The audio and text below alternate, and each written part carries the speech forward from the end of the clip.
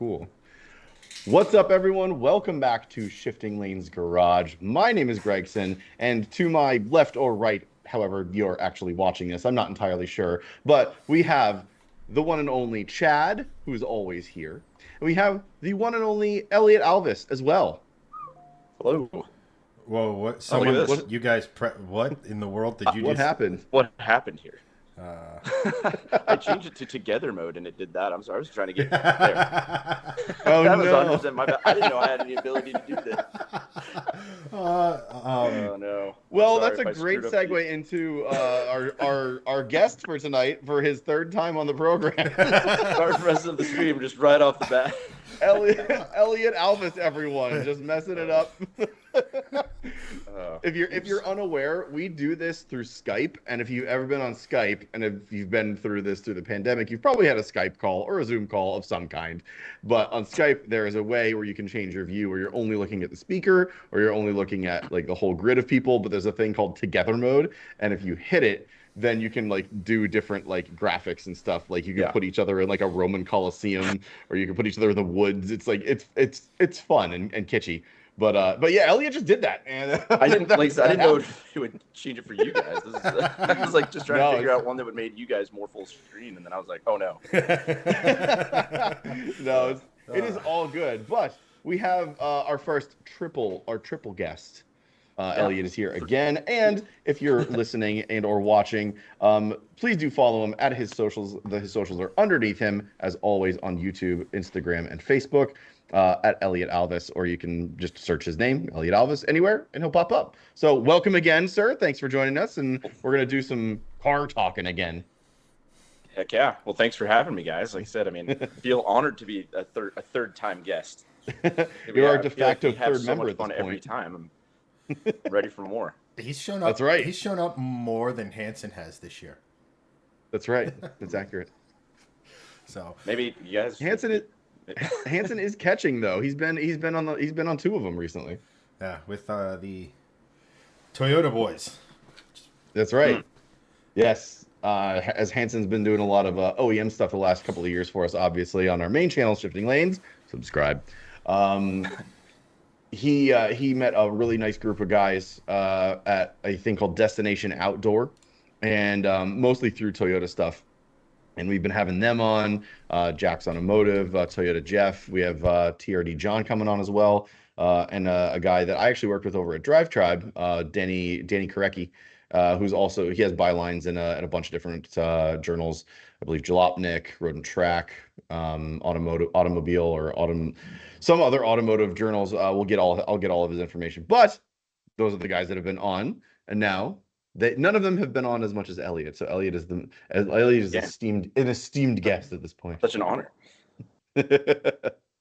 How are both of you gents tonight? How you doing? Chad, take the wheel here. I am doing fantastic. Nothing really major to report. Hopefully some stuff going on behind the scenes. Hopefully that means more Mustang mods very soon. Should know more about that in the next few weeks. Yes. Mostly because tax season. Oh please! I don't get money back in taxes anymore. I didn't run out there and produce little tax write-offs like you guys. Yes, that was the reason. It can't be for all the extra sleep you get. I mean, definitely not. Nah, but Whenever I lose in sleep, I just get in hundreds of dollars of tax rebates. worth it. There you go. You're just sitting. Totally worth You're it. just sitting there. It's like, all right. So if I spend this much time with the kids trying to get them to sleep, and I make this much in back in taxes, it's like you just see the little ticker going up. Like you just That's instead what of we'll a do clock, next time. instead of a nightlight, We'll have you both- have like that ticker on how much money they're saving you above their bed every year.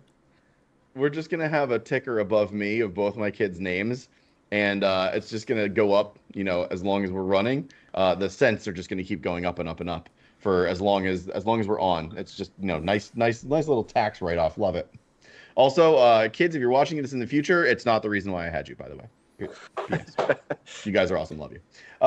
It's for flashlight Yes, holding. Yeah, exactly. The flashlight holding and the screwdriver giving and the wrench giving. Yeah, Yeah. I mean, that's the real reason. Yeah, they're Yeah. basically like little employees. They're perfect.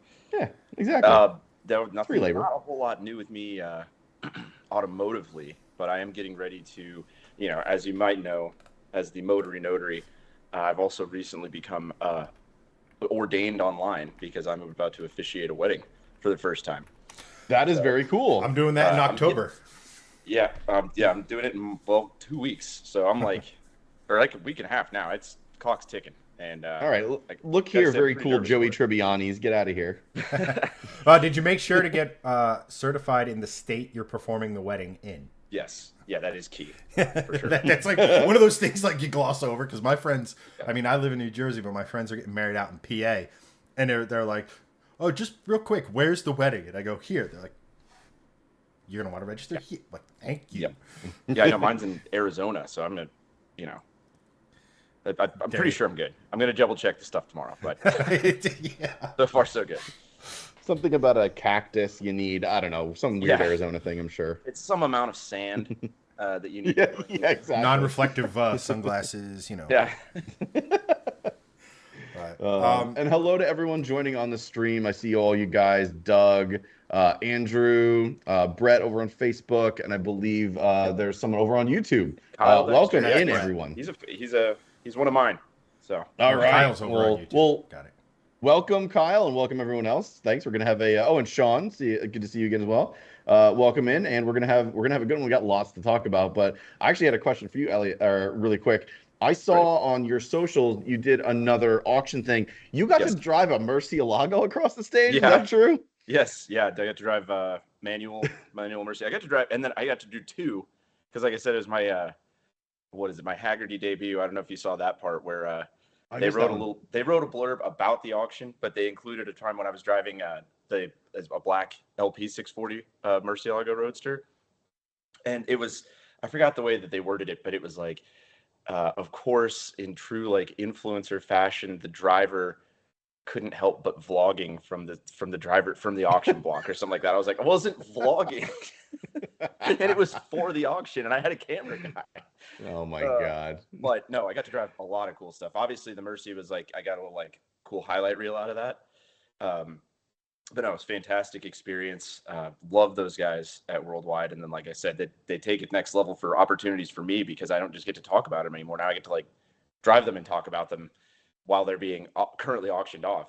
So it's kind of a really unique experience, but Yeah. also it's like try not to stall in front of hundreds of people. Or Yeah. leave the car that's like, hundreds of thousands of dollars with like 2% clutch left. Like, Right. Yeah. Yeah. Oh, On I know. Well, a notoriously like you're not literally easy just to drive clutch. driving around a suitcase of money. yes, and you do become acutely aware of that while doing it, but it's fun. Like I said, I'm so fortunate to have those experiences, and like I said, sometimes can't believe I'm doing it, but gonna be doing another one in April, so but that one's in Indiana, so Very well, hang on, we're not just gonna gloss over that real quick, but underrated color on the Murcielago, jet black. It is so evil and menacing looking, and it's just like there are cool colors like the 40th anniversary like turquoise that they have. Yes, that's a like that beautiful color, but man, a black Murcielago. I know so many cars are like black and silver and white these days, but like, man, there are very few cars that black just looks like it goes with that car. Murcielago is one of them. Yeah, it's like undeniably sinister. Yeah. I mean, like I said, the one that I drove with, it was like kind of a Batman spec. It was like black with 100%. Like I said, pictures on my thing. But I, on the other hand, I think, and I know you're sitting a ball black on black cars behind you, but the only reason I don't on Lamborghinis is because it's like they have so many scoops and vents and stuff, and the black kind of hides them. True. And I feel like it's already a very loud, both audibly and just figuratively as a statement car. I mean, it might as well be orange, or lime green or whatever else. It's like, it's not like you'd be like, people don't look at me. It's black. I tried to be discreet. It's like, no, they're looking. Yeah. So it might as well be. You're not wrong. Extreme. You're not wrong. I mean, like, but black does look good. I mean, like I said, I love that one. It was so cool. It looks great. And honestly, if I had a car like that, I'd want something ostentatious. I would want that like 40th anniversary color. I would want that Right. like yellow, the orange, like Arancia Argos, unlike a Murcielago, would be just freaking ridiculous. Which I think is the same orange that's on Stradman's original Aventador, the one that he bought like 6-7 years ago or whatever. That orange on a Murcielago would just be like chef's kiss. That would Yes. be the ultimate as far as I'm concerned. I love the black and how sinister it is, but man, some of Lambo and Ferrari I mean, the color palettes are just endless, which with companies like that, it's very cool. Did you see Tyler Hoover's in the chat? He's Hey, what's up, Booby? Apparently, you had a bit of a time, according to those comments.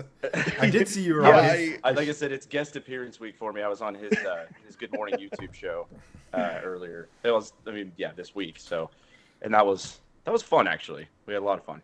Nice. What's up, Booby? Thanks for joining, man. Good to see you. Yes, so I heard about that. I saw you post it. I haven't had a chance to actually watch that, but I did watch it. see the pretty fun. thumbnail with Hoovy and a woman. I don't know who that is, and then you and your head, and I'm like, Yeah. I need to watch this video only for this thumbnail. Yeah, it's there's nothing car related in it. It's not. It's definitely just almost a self roast. It's fantastic. I mean, self-deprecation is definitely the best, especially on the interwebs. So You gotta. I will be probably watching that this weekend when I have some time. You gotta check it out. It's a fun one. So, but yeah, no, it's if you can't laugh at it, then Yeah, what else are you gonna do? life's too short to not laugh. Enjoy yourself, yes. have fun. Yeah, I agree. Do you? Exactly. And Sean goes, okay, who's next in CarTuber bingo, Tavarish? Actually, probably yes. And one of my goals is to get him on stream this year. Freddie and I are good friends, and he's awesome. So I'm hoping to get him on stream, and worst case scenario, get him in chat. Oh yeah, Because this is all about having fun and talking cars. So if you know people, bring them in. We're down. Let's just talk and have a good time. The end. sounds good. Speaking of cars, Wait, what? we have some things to talk about. Good.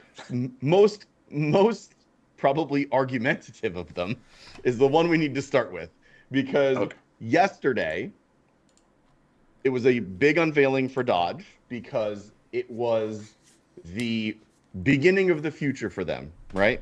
And it is the new Charger, not a Challenger, Charger. This is the Charger Daytona, which is the all EV version. And there's also Because nothing says EV like Daytona. What? Just wait. I don't know. They made the Eclipse. Yeah, see the crowd Dude, they reaction made when the they roll out that Eclipse. EV crossover NASCAR series. Watch them go wild for that down there. Dude, they made the Eclipse into a crossover. At this point, That is nomenclature and OEMs goes out the window. They even have a Corolla crossover. Like I said last time, we're just lucky Chevy hasn't brought back the name Chevelle in like something smaller than a Trax. Just to really kick us nuts. At this point, I wouldn't be surprised if Chevy brought back the Chevelle as a lawnmower to compete against Honda. Honestly, like, it really wouldn't surprise me at this point with how they name these things. It's pretty insane. But the whole thing is, they unveiled this. It was a big to-do. They didn't have a huge party or anything. It was when you logged onto the site for the reveal, it was literally just a video and then the press stuff. And I'm like, this seems like it should be a bigger deal.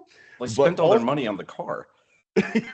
Yeah, it sure seems like it. But the whole news is, Did you they? get two different EV variants. You get the Charger Daytona, which is the 670 horsepower version. Mm-hmm. You get the Charger Daytona, that's the Charger Daytona Scat Pack. Then there's a Charger Daytona RT, which you get 496, and that is all electric. The big news is that we are still getting internal combustion. It is just coming in the form of an inline six. It's the Hurricane inline six. There's going to be two versions right now, a 550 horsepower version and a 420 horsepower version. And yeah, that was pretty much it. But we're also getting a 2-door and a 4-door. So they killed off the Challenger, obviously. And now we're getting a Charger with both 2-door and a 4-door hatchback, which I believe it was, not just a 4-door sedan, which is very cool. So it's like a liftback essentially. So with that said, I want to get both of your opinions on this. First, I will go to Elliot because I know what Chad is going to say, but Let's get Elliot first, since he is the esteemed guest of the night. Well, and I am a former Hellcat owner. That's true. That's so true. I do, obviously have a soft spot for those. Okay. First of all, I'm going to have to reserve full judgment until I see it in person. I don't think it's the coolest looking thing ever. I mean, I actually really like the way the current gen Charger and Challenger kind of ended up as, and I know they had to change it. But looks aside, which I don't hate, but I'm not like, again, a lot of times a car comes out like the C8 and you're like, that's the coolest looking thing ever. This is kind of like, would I even notice it on the road, especially in silver or whatever, but sure. It's okay. But either way, what I am excited about is the fact that we get an EV and an internal combustion engine in the same platform. I mean, that's honestly impressive because those are two wildly different things. Like, to be able to maintain the same car, and one of them is compatible with a large battery pack, skate type configuration, and the other one gets, an actually pretty potent gas engine, although not a V8, which I know kind of makes it not a muscle car. None of these versions are your traditional muscle car, but I mean, I've heard only good things about the Hurricane inline six. Yeah, and I mean, and they sell a Hurricrate that makes over 1,100 horsepower. So I mean, this is an engine that has potential. And now we're bringing that whole turbo tuning potential to the Dodge guys, because this is all that whole they are the last remaining, no replacement for displacement guys, and now they're finally going to realize, oh my gosh, this thing's a downpipe and a tune away from 800 horsepower. You're like, yeah, it's pretty crazy. Yeah, I mean, that's what's been going on with the Mercedes and Audi guys for 2 decades now, basically. And it's the same thing, we'll downpipe and a tune from Rentec, and you're like, well, I can't handle this car anymore. So it's pretty much, it sounds like it's going in that same direction for them. Yeah, and I do love the electric version. I also like, they didn't, for lack of better terms, blow their full wad here. They kind of left more on the table as far as other models, which means we'll definitely see in a couple of years a Hellcat or whatever they want to call it. I kind of wish they'd changed the name a little bit to acknowledge the electrification, instead of like Scat Pack. Like, it's all right. Why do you think they went with Charger? Well, see, I think they needed the brand recognition, but Charger. I think they should have just made the front of it look like an 8-pin connector if they were doing that.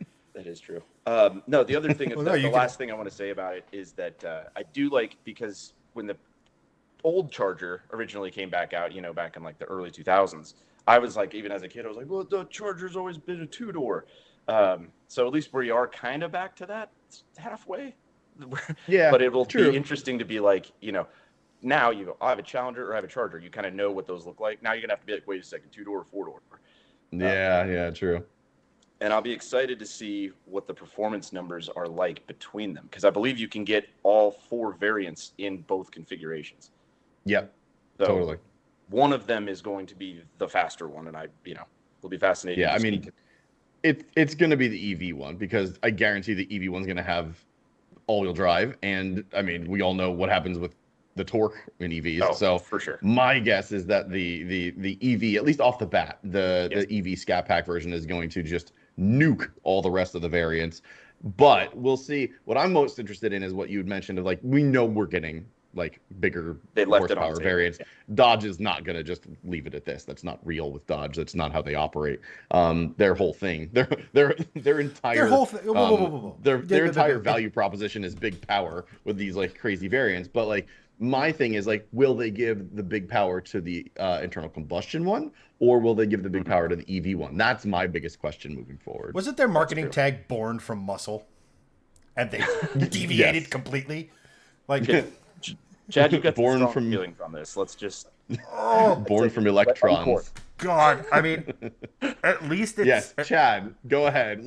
Let's hear the rants. I've been waiting all day for it. At least it's a car.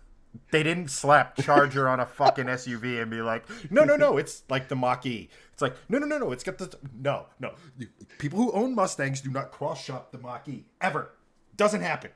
One is different. If they're true Mustang fans, they would. You gotta catch them all. All right. So Chad I tried as hard as I could. Sorry. Chad's sentence for this car is, it's one of the cars of all time.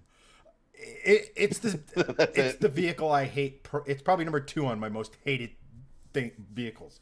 And it's only been out for a day. Yes. That's amazing. So well, it's to me, it's a lot like the Mach in the sense that they're like, no, it's like if we throw a Mustang badge on it, people will think it's a Mustang. No, we won't. Oh, it's a Charger. Oh, that's sweet. I remember, the Hemi Chargers, blah blah blah. Oh, that's cool. Big V. Oh, it's an EV. No, but we gave you internal combustion. We gave you internal combustion. Oh yeah, great. It's gonna sound like a JDM car. What? Like. I mean, you're not wrong. No, so it came back. These are all valid points. It came back to me, and I tried to organize, or try to make this rant as hinged as possible and not unhinged. But for me, it comes back. It's like, okay, what's the definition of a muscle car, right? So what does a car have to be considered to be a muscle car? So like muscle cars were never the lightest things in the world. Well, EVs check that box.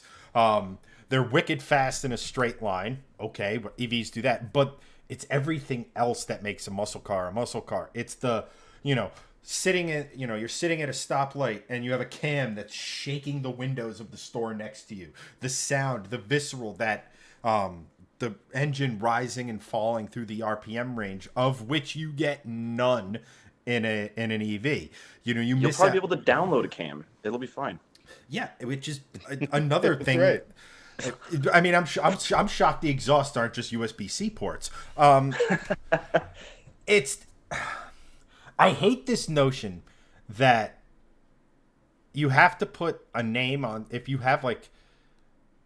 like a Dodge, right, and you're making such a dramatic change from what you were. Again, born from muscle, Hellcats, the king of American horsepower, the whole idea of going fast in a straight line, that rebellious nature that made muscle cars so popular in the first place, of it gets some miles to every gallon, like that sort of, and I understand in today's day and age that sort of mindset isn't necessarily sustainable, but I hate the idea of them just sort of piggybacking on the Charger name and piggybacking on what a muscle car is in something that even in its internal combustion variant will not sound like a muscle car. And that doesn't even get me to the point that this thing, in my opinion, for my money, looked like it was designed by 4 different people who were banned from talking with each other. The front end is so big and bulbous and then the rear end is sort of sleek and then they're like, all right, your only requirements is the grille has to look vaguely like the one from the 60s and the tail light, but make it look modern. And then they were like, yeah, here we go. It does not look like a cohesive design. I'm going to see if I can pull up a picture of it. But the thing that's really kind of bad, in my opinion, is the space. Let's see here. Here we go. I do like those pass-through vent things in the front. I like where they were going with that, but like an air blade. Yeah, but it's sort of body trickery or design trickery with for sure. Which I don't mind. I like the idea of okay, we can make something that's kind of looks the part, etc., and have it serve a function and have it add performance and things like that. It's just but the one thing I will let's see here. I got to get to the right thing. Like I said, the thing about this that I hate design-wise is the space right where the fender and the bumper meet. There's no ratio to that. It goes out there for seemingly no. Now, the reason is Greg's favorite topic is for probably the bumper has to be of or the top of the hood has to be of a certain height, yada yada yada. And the blade kind of comes in and stuff. But this, from the side marker here to the corner of where the vertical meets the horizontal, that just doesn't look right to me. I don't know. It doesn't look. I was expecting when we saw the renders of this when it first came out, or the concept car, and Greg loves the fact that it looks like the concept car. Ooh, still pig ugly. I do. I always like that. I mean, it's like the Chrysler Crossfire. It looks exactly like its concept. Not necessarily a good car, but I always respect when they stick to the what they show. Right, but it's just one of those things cough, where not the Supra cough. Yeah, God. Seriously. Yeah, well, that's a whole other thing. Chad's favorite one, because that's the most modern one that like missed the mark entirely. No, Chad, I think you've got some, everything It's you said, absolutely true. it's like I said, and it's just one of those things where it's just like I I hate this. So it seems like in the electric car world, and I understand there's an ICE variant, and I understand the Hurricane could very well be a very good engine. But I hate this notion of trying to grasp at history and use names from the past and have okay, so maybe the body shares some, the C-pillar, the way the haunches are over the rear wheel, the front grille, the rear tail lights. I understand that kind of harkens back, but the car doesn't. It's not the Chargers, it was let's go fast. You want a perfect example of that? Look at the original Daytona and the original Superbird from Plymouth. They could give we just want to go fast, big V8 in it, and I don't know. It's another situation for me, and this is where I'll leave it and let Elliot, you have your moment, and let Greg be wrong. It's just like I'm just tired of this electric. You don't need to borrow from your history when we're doing something as drastic as electric. Make your own history. And there's two things in electric cars.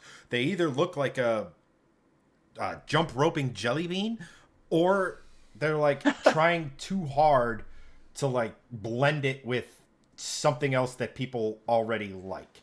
And that's kind of like, an electric car can be a car. It can look good, and it can be its own thing. It doesn't have to be named why you don't have to name it the Charger. You could have named it something else. You could have used this as a opportunity to when you're retooling everything, rebrand and call it something new. Because you're not born from muscle anymore. I'm sorry, you just aren't. And it could have been something new, and the floor is yours. I mean, everything you said, in my opinion, is correct. I also don't like when people borrow from the past, as you keep saying, and to bring, to try to drum up sales for the future. I mean, in this case, really, the Charger isn't that much from the past, because this is just kind of the next generation of it, because it's not like they brought it back from the 60s. We've kind of had it back from a little while now. But that being said, they should have just named it something else. I totally agree. But the thing that is for me is that I liked and this is abnormally positive for me. I'd like to kind of be like one of those things, because that's one of the reasons I had my Hellcat when it was almost like, this is not going to be like this for very much longer. And Dodge did hold out on it for longer than any of the other companies, as far as they're like, we don't care. We may, every single commercial with a Charger or Challenger in it, they're burning out the entire time. I mean, it was like, it's the coolest era of like car advertising. They were just like, that's what these do. Check it out. How badass is this? Don't you want one? I mean, that's the commercial. And, right.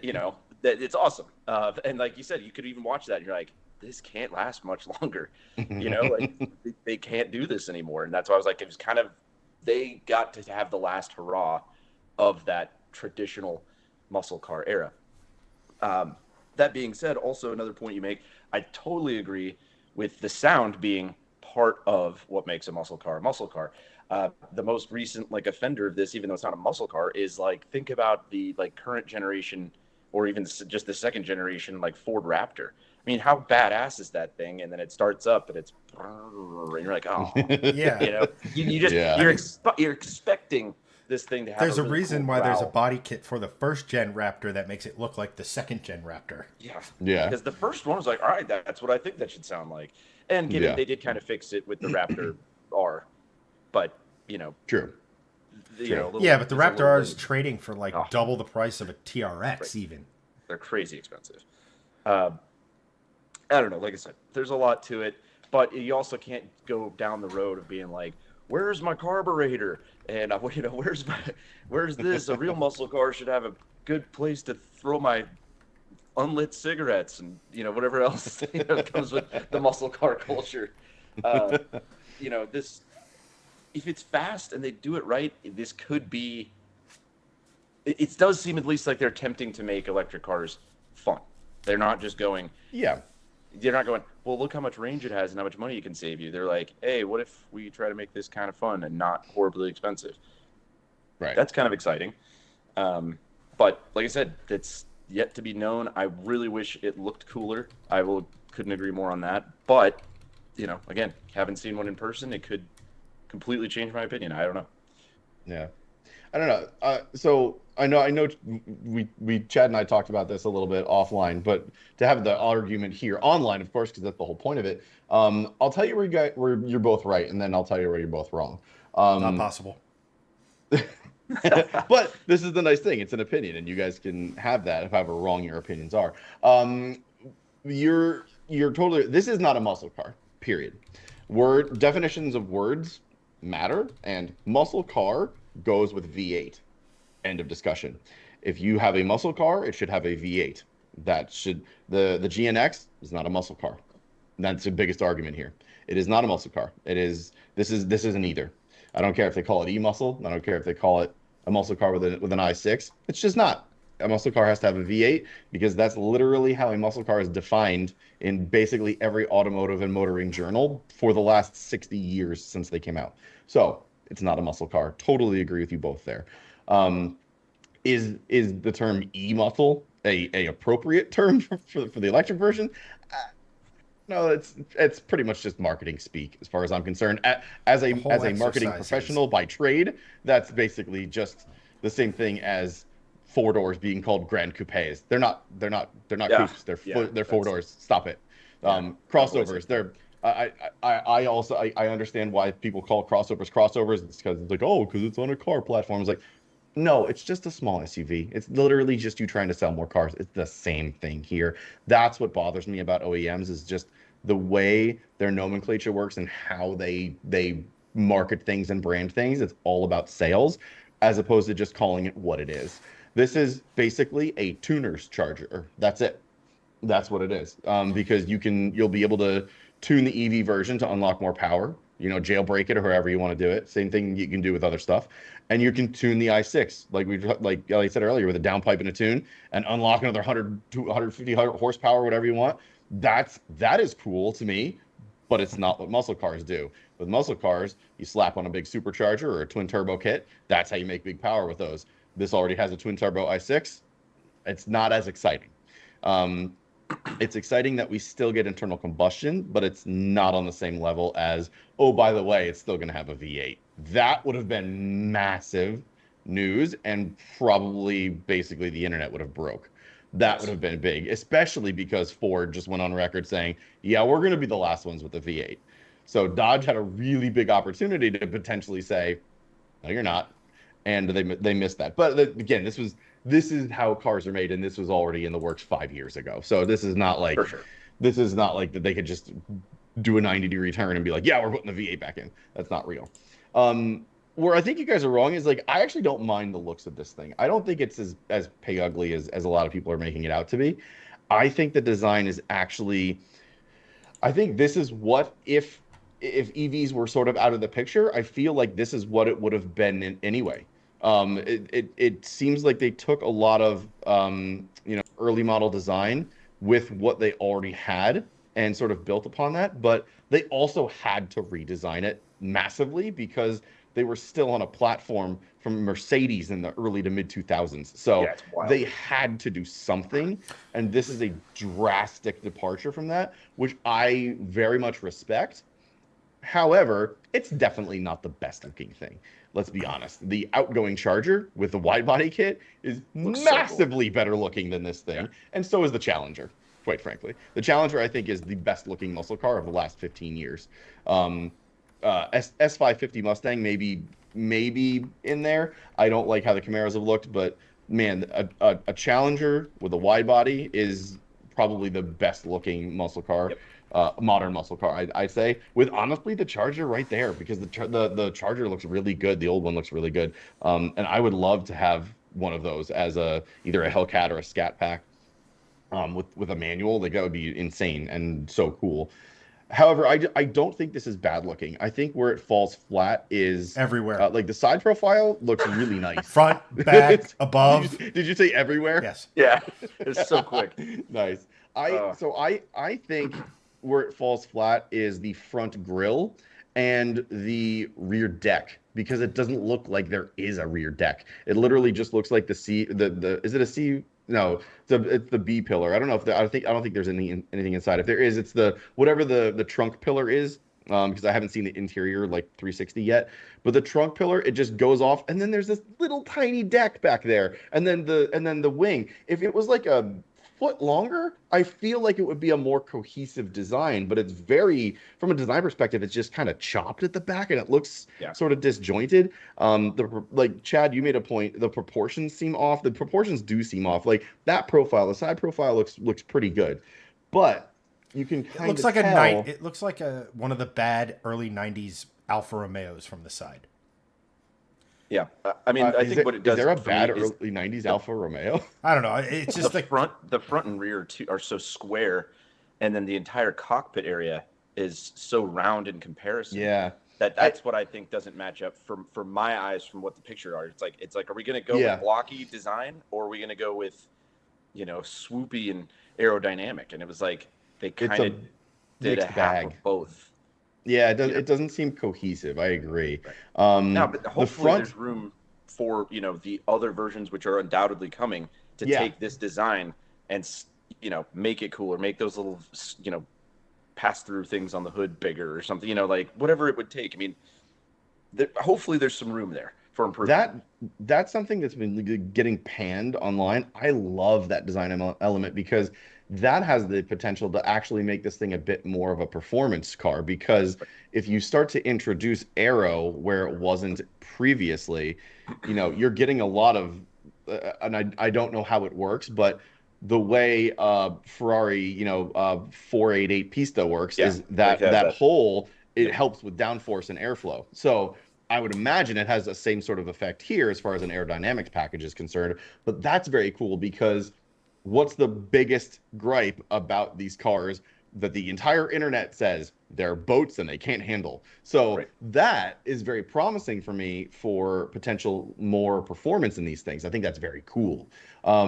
However, the front grille, and this is the last point I'll make on design, because I do think it looks okay, but there are these two things. The rear deck, the front grille, it looks like a rubber band. It's so tiny. It's so thin. It doesn't look like a proper grille. It just looks like the car is squinting and trying to see something in the distance. It doesn't look good. It looks like an evolution, and that's about all I can kind of say. The rest of it looks fine to me, honestly. It looks like a proper evolution of what a Challenger Charger, baby would have been.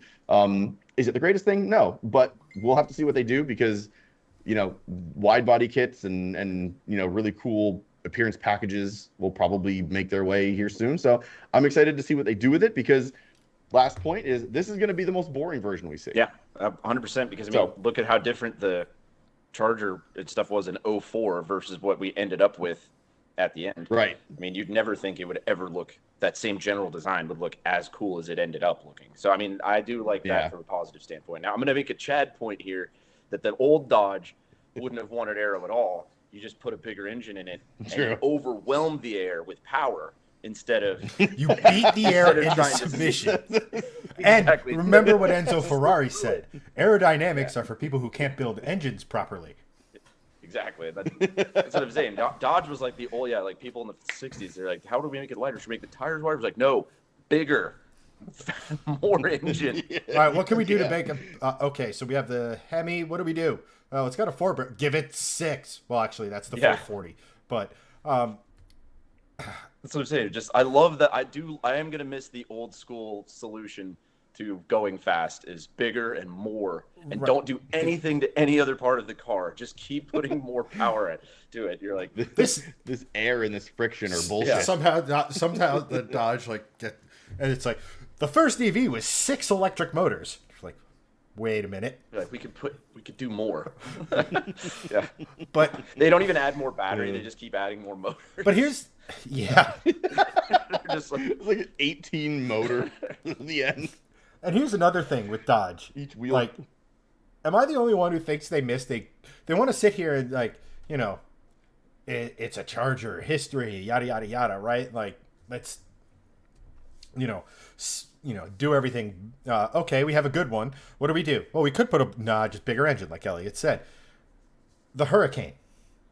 How did? I mean, if they're going to call this a Charger, they could have easily called that the modern Slant 6. Ugh. If they should have. Yeah. That would have been pretty cool. They could have called that the Challenger. The engine. Honestly. Yeah. No, they did. They could have come out like, I mean, you have the EV be the Charger and the internal combustion be the Challenger. I would have been fine with that too. At least it's because now it's I shouldn't make that joke. 2-door, 4-door. Yeah, who knows? I will say though, everywhere going to be 2-door, 4-door for your wipers. Autos, yeah. Oh, and another thing, all of the fake scoops. The front doors on the 2-door aren't long enough. There's too much gap between end of door to start of wheel well. Just too much of a gap. That's true. Yeah, but I will say the old Challengers doors were freaking huge. So that's true. I mean, the doors on my Mustang are. But it had enough horsepower to not matter. Yeah, exactly. Like I said, those doors were. When in doubt, add horsepower. Usually, do you guys think that they'll eventually put a V8 in this thing? Because they do have room for an internal combustion engine, and look, EVs are still selling fairly decently, but we're sort of dialing back on a lot of production and a lot of OEMs. I think they've sort of left the door open, honestly. I'd love to see it. Obviously. If they've got enough room logistically in there for an inline 6, they could probably fit a V8. I mean, not for nothing. Their V8s are push rods, so it's not like you're trying to shove a Coyote in there. I mean, yes, but at that point, it would be cool. That would be the internet breaking one, is if they're like, you thought we were done, and they, do a V8, and then if the commercials are back, then all Chad's complaints go away. I mean, I'll say this, like the Charger, so the modern 4-door Charger, two things. I started disliking that version of the Charger, not when it first came out, but the moment I started seeing it as a cop car. That's fair. It was like that'll ruin quite a few cars. Well, it's not white Ford Explorers. It's not even that, but like you grow up with like stuff like the Dukes of Hazzard and stuff like it's like you're running from the cops, right? Like it's like, oh, they're gonna jump the river and no charging station in the woods. But at any rate, no, I mean, I don't like I said, like, could this thing be improved with the V8? Yes. Could they? The biggest thing is with a 3-liter straight 6, you can control fuel economy so much better. And that's another reason. I get the performance potential of it, but it's not the muscle car way, as you stated. It's like, look, you fill up the tank, it goes a distance. Just make sure you find a gas station between here and there. Don't worry about it. Which was awesome. Now, I do kind of wonder. So a lot of this, obviously, both the EV and the thing which Dodge has been getting away with for too long. I don't know what the current whatever CAFE standards are that everything needs to be, get this much mileage fleet wide by whatever year 2035. Hopefully, if they sell enough of these or make enough of them or whatever, it drives their average economy up so much that they could bring out a V8, even if it's low production, at no penalty to themselves. That would help. And this could be a huge factor. Because what they did, I mean, previously, up until right now, Dodge didn't even have like hybrids. They were like, they were the last big brand that was holding out on all that. And I mean, yes, this is an entirely different departure to take the big Charger name and make it all electric, and then only having it, 6 as an option. But they really did kind of hold out on not even offering something, I guess not eco-friendly, but yes, kind of eco-friendly in their entire lineup. Like nothing you could get. I mean, until the Pacifica hybrid started coming out, and then now the new, which was a no-brainer to me. Like all minivans by law should be a hybrid or EV. Like there should be no ICE, because I mean, you might as well right. at that point. I also think But it's insane that you see the tire specs on this. no, how small are they? Well, I don't know exactly the time, but there is the Scat Pack customers can opt for the Track Pack. And I was looking to answer your question, Andrew, about the charging standard it uses. I have no idea. Admittedly, this is the first I'm really doing major research on this. I was opposed to it on principle. But the front And Doug, you're right. I'm not ignoring it. I know the Chrysler Aspirin came in a hybrid as well, but they're so rare. I actually road tested the Ram with like 1 mile per gallon mild hybridization one, and it made no difference whatsoever to where I actually didn't notice it until I read the sheet. But because it has like one of those motors that's like part of the pulley system, so it like just slightly reduces engine load. Yeah. It's not like there's nothing like driving the wheels. It's just it's just, in their blurb they made such a big deal out of the fact that it had that and it had the air suspension. So when you combined those two things, I think you could get almost 2 miles per gallon highway. Wow. I mean, every little bit helps, right? Because like you said, with cafe and stuff like that, they can go to the government and be like, haha. But no, this thing actually will have you can get optional Goodyear F1 supercar tires, 305 up front, 325 in the rear, on 20 Okay, inch. see that just on images, it doesn't look like it can handle that much tire. That's awesome. You know, I could say first and foremost how utterly massive 325 is. And 305's up front. That's huge. That's the meat. Yeah. I mean, it's interesting because I'd love to see under the hood of the straight six one. You know, just to see the room, because obviously inline sixes, right? Like, well, it's an inline six with turbocharging, so it's got to be relatively wide. They could have fit a Hemi. I'm sorry, they could have done it. Well, but that's good. Like I said, the potential is there as long as we'll see what the engine bay looks like.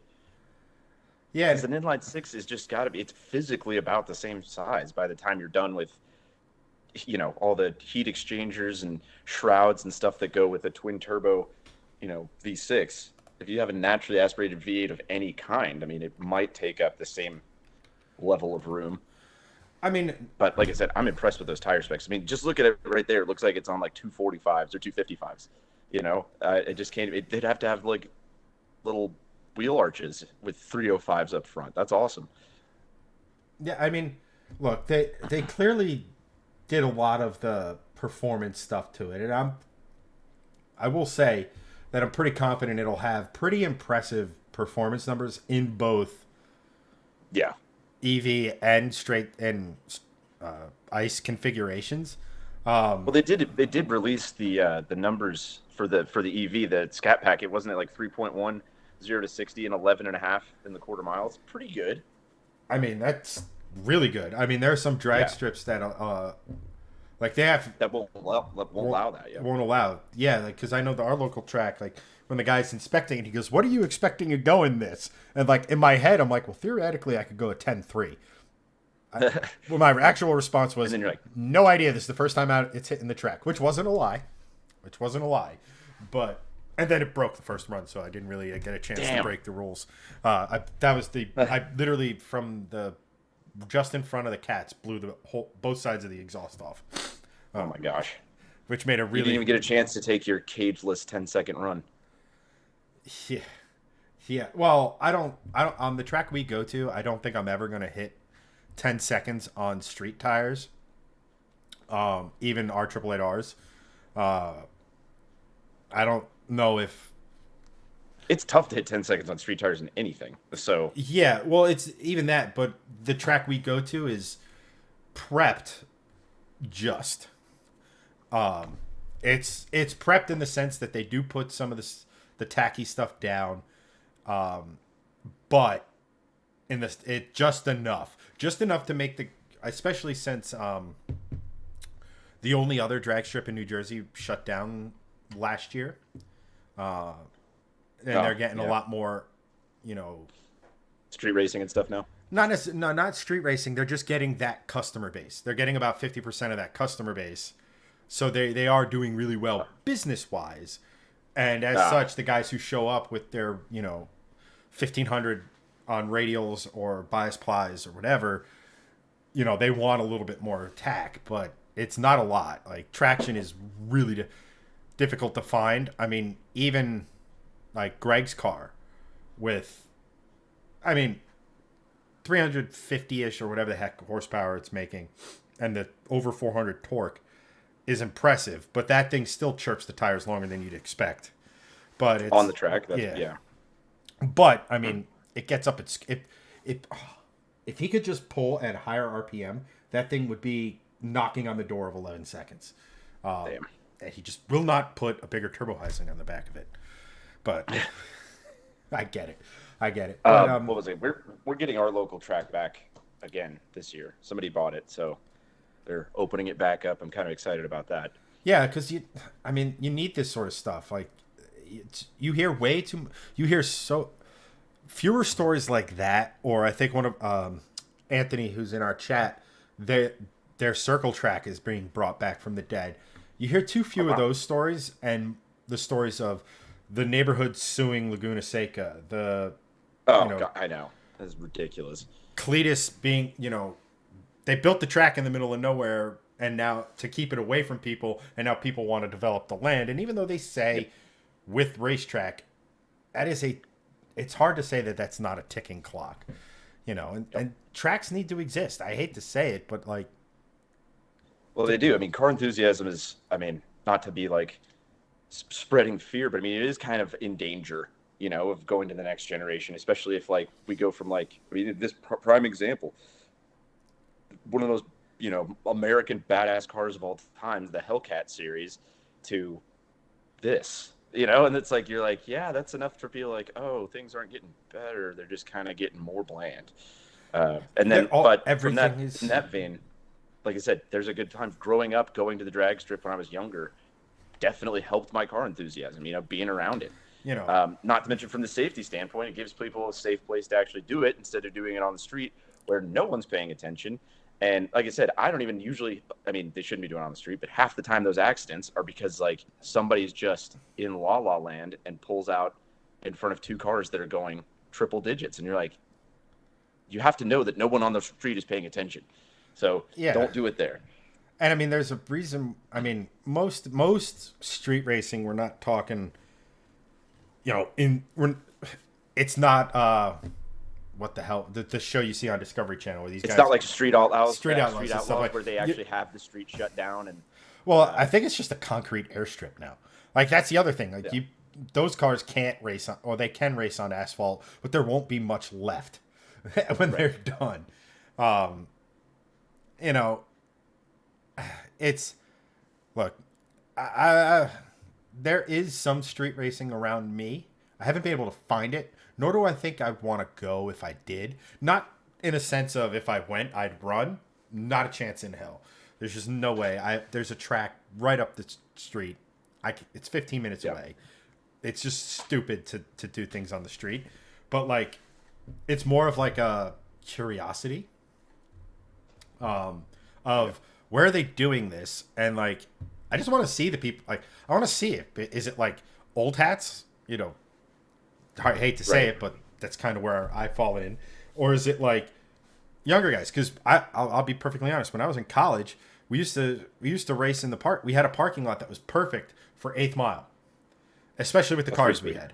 Nothing over 400 horsepower, right? But it had enough of a runoff and stuff, and like we would literally race after baseball practice. How we never got in trouble, I have no idea. But you never had me. You never had your car. Oh, still to this day, one of the dumbest things I've ever heard. And I called the guy out on it. I think he was one of our pitchers, and I forget what he had. I think he had like a Honda of some sort, but it might have even been like an SI. We're talking like back in 2002-3. And I beat him in my slightly modified Focus ZX3. He's like, I don't understand, man. I was on it. I was double clutching, and I looked him dead in the eye, and I go, why? What? I go, you saw Fast and the Furious and decided that was how you do it. Your car has synchros. You don't need a double clutch. That's why you lost. You haven't had to double clutch for like 30 years, bro. Yeah. I've driven cars old enough that you do need to double clutch, and none of them are fast. No, because you're adding, Exactly. you're literally adding like another. You're adding step. time to your shifts. It was like such an insane comment. I know. What was I gonna say? Oh, I do want to answer Steve's question in the chat here. Okay. The Volvo, it exists. I still have it. I do need to, like I said, I do need to make an update video on it. It's just been tremendously busy, but I do still have it. It's safe and inside. I don't know, that's its update. It's not rotting in a field anymore. We're gonna need to see a picture of it with a recent newspaper. Proof. I know. I'll have to like put today's date on a piece of paper and be like, look, it's safe. No, it's good. I need to get it back out. We might get snow again tomorrow, I heard, or Friday. So even better time for me to get it back out. I believe it's the only all-wheel drive car I have. So and now my all-wheel drive works, which I think we were talking about launching. We were talking about your car at the drag strip, and I was like, oh, I can take the Volvo. I was like, nope, my angle gear would immediately strip itself, even though it's brand new. That was like the thing. Like, oh, it's all-wheel drive. It's supposed to be fast as crap. Have you ever launched it? I was like, no, because you can only do it once. And then it's gone. I mean, they're definitely, if everything's new, they're more stout than everyone like sort of lets on. Like this car has an angle gear. However, it also has a torque converter and launch control, so it knows what the hell it's doing. Exactly. You're doing the thing in your car. So like there's a big difference. Yeah, if you just put it up to a certain RPM and sidestep the clutch, I think that thing is going to be not happy. Yeah, you just do a nice like side fling and it just goes. Yep, you just go like. And, oh, sweet! It's it's front wheel drive again, and also I can't drive it at all because there's no more transmission. Cool. Right.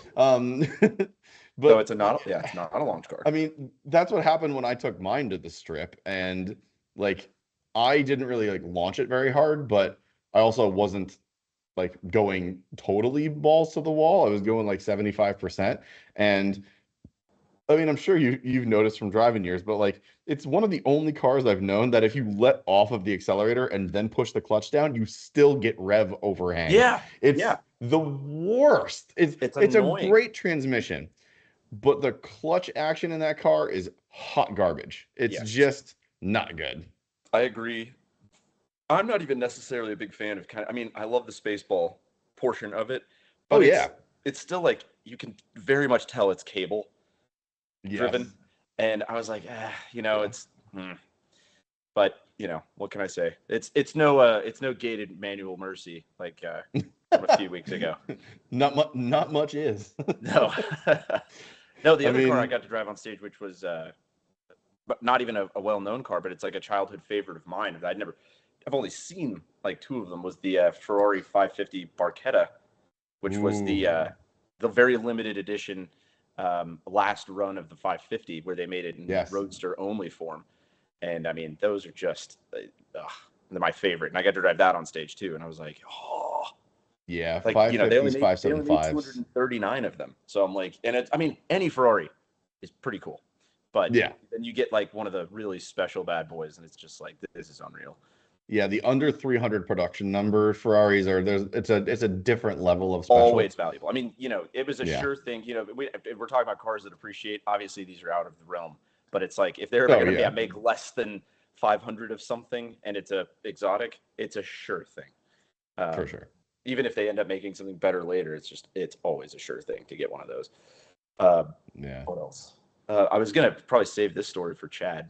But speaking of other things I drove up on stage, though, that was nerve-wracking, and I've done this a bunch of times now successfully, but I stalled a Ford GT getting up there. I'm like, but the camera's not on yet, and you just see I'm like, no, I promise, I know how to drive stick, but it's like, I'm like, start it again. Which, like I said, it takes the coolness out of starting because it's a cool car, and you're like, it's not like this. I mean, the good news is stalling a manual car usually doesn't do anything to the car, which is good. No, it doesn't hurt. I wasn't worried about hurting it. It was hurting hurting the pride. I was worried the crowd is gonna be like, man, is this thing not work right? He's like, no, it's just me. What's on in here? And, I don't know, but I always, whenever I stall a manual car, I always think it breaks for some reason. I'm just like, oh no, what happened? Yeah, you stall it, you're like, what? Yeah, what's going wrong? And you're like, because it's kind of a violent thing. Yeah, it's kind of a violent thing. It's like, and it's not like violent, like it's like going crazy, but it's like there's bucking involved, and Right. like there's like this chugging, and you're like, oh shit, did something just break? Like, oh no. Oh, it can be nerve-wracking. Like I said, with an audience, never good. Yeah. Given I rarely drive, well, I do it more often than most people. I was gonna say it was like driving stick shift with an audience, but I was like, if I'm making my own videos, you could edit that part right out. Never happened. That's true. I But was gonna say it ain't live. when you have a live studio audience, there's no Yeah. hiding that one. There's zero errors there. It's just like, yep. That guy saw it. It happened. That's that guy there. And you just get pointed at by everybody. Let's see here. One of those. Oh, never mind. But I saw somebody. I saw my name. There's a guy named Elliot commenting, and I'm like, hey, by the way, props, dude. You spell it correctly, but got the 2 L's and the 2 T's. You got to keep it evened out. Too many people go with the 1 T. Yeah.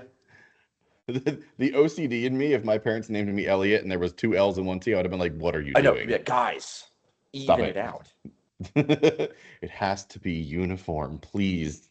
That's why it bothers me with like Greg's with 2 G's. Of course, those people, like, they don't have a choice. It's what their parents named them. But like Greg's with 2 G's in the end is like Greg. Cool, that's uniform. Gregg. GG. What are you doing? I know. Stop It was that. like, do you want me to go harder on the end where the Greg? Greg. It's like, what was the end? The extra emphasis on that is not necessary. It's too hard consonants. Like, I got it. Chad's away right now, obviously, and he just commented 3 G's. Greg. Terrible. No, thank you. Hard pass there. Oh my God. Question I wanted to ask you, since the B-roll is still running above us, Yes. do you think we're gonna get a manual in the Charger? I mean, look, the only way is if they do a hurrah like we were kind of talking about. If they bring the V8 back, hopefully they would. I mean, it's got the still whatever's going on the ICE version, it's still got the traditional layout of engine, transmission, drive shaft, everything else. The argument is way more possible, and I'm way more optimistic about it happening with this than people who kind of complain about, well, why can't the C8 have a manual? It's like, because it's totally different. It's just like it wouldn't make any sense. Not saying it's not possible, but the engine would have to be facing a different direction, and stuff like that is why that doesn't work. Like, people don't realize that, like, in a Lamborghini, the transmission and stuff is in and back towards you. That's how that works. That's why that is the way it is. It is needlessly complicated. Right. So and Chevy is that's the reason not why going to do that. Meanwhile, it's not going to be as big of a deal if Dodge did want to implement that. And I would love to see it. And like I said, it would be the greatest thing ever if in a couple of years they go, you know what, guys, we're back, and they bring out a V8 and a manual, and it's awesome. I mean, I would love that. Do I think it's going to happen? All I can say, I don't know. All I can say is it would be cool if it did. But I also forgot to mention, another thing I do like about it is that they somehow did make that automatic shifter look like the pistol grip. And I think that's pretty cool. Yeah, that's pretty cool. I do think that's really cool. Because I think they've been wanting to do that for a long time. Because that pistol grip thing, nothing's cooler than that. And I mean, even driving a car with pistol grip, you're like, oh man, I can see it. Especially, you can just imagine back in the day.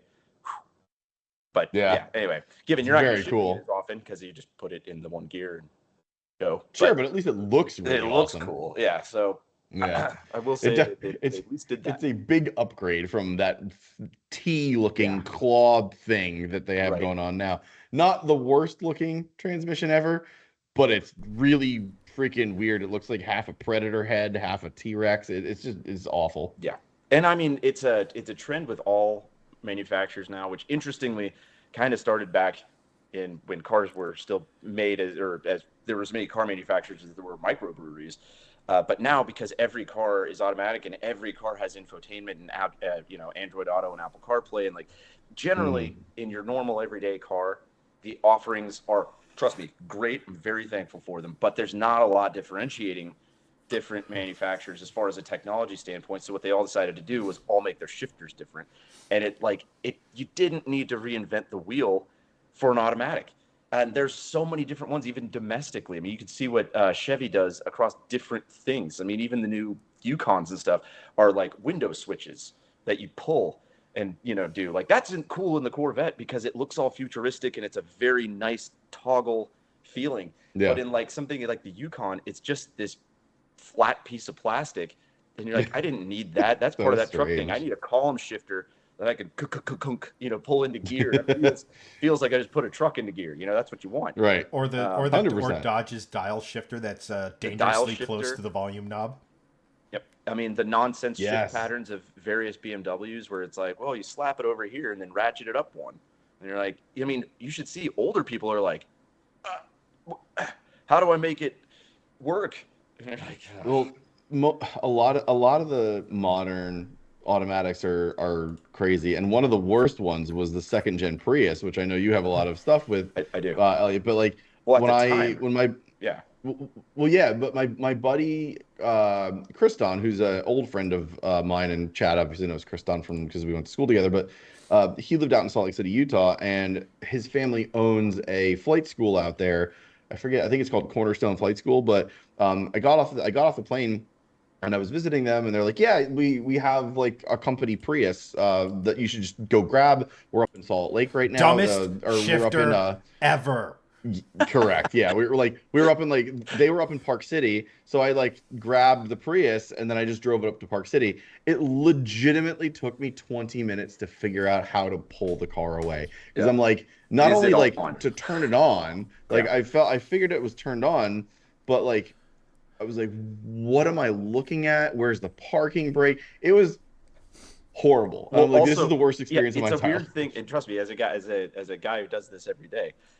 It's also that I can only imagine in like 2007 or whatever when this came out, because nobody had shifters like that. Now it's at least it's more in line with a lot of other company shifters. But like you look at that in 2007, you're like, is it on? Blah blah blah. And what the hell is B? What does that mean? Like, there's so many people that are like B, and I'm like, B, dude, does that mean back up? And the worst part is like if you look at the Toyota manual, you would think B is the letter that it starts for what it stood with. It's like hill mode, and you're like, how about H? Or or a picture of a hill. Yeah. Or EB for engine braking, something. You're like, what does that mean? It was at the time it was the dumbest thing I've ever seen. It's still pretty dumb because like it's still pretty dumb. I made a joke about it in one of my previous videos. It was like you must shift it with your thumb and index finger. It's like the only way to do it. Like you don't grab that thing. You like pinch it and like work it through this that video of the fix itself back up. Oh, the guy shifting. What's that video of the guy with the bus driver with the super dainty shift? That's how I shift a Prius. That's just pretty like, much how you have to do it. That's and why I said it's like a little kind of when I worked at Enterprise, that's made of nonsense. Like they made a big thing about having Priuses and everything. It's like, look at it. We have Prius that you can rent, efficiency, yada yada yada.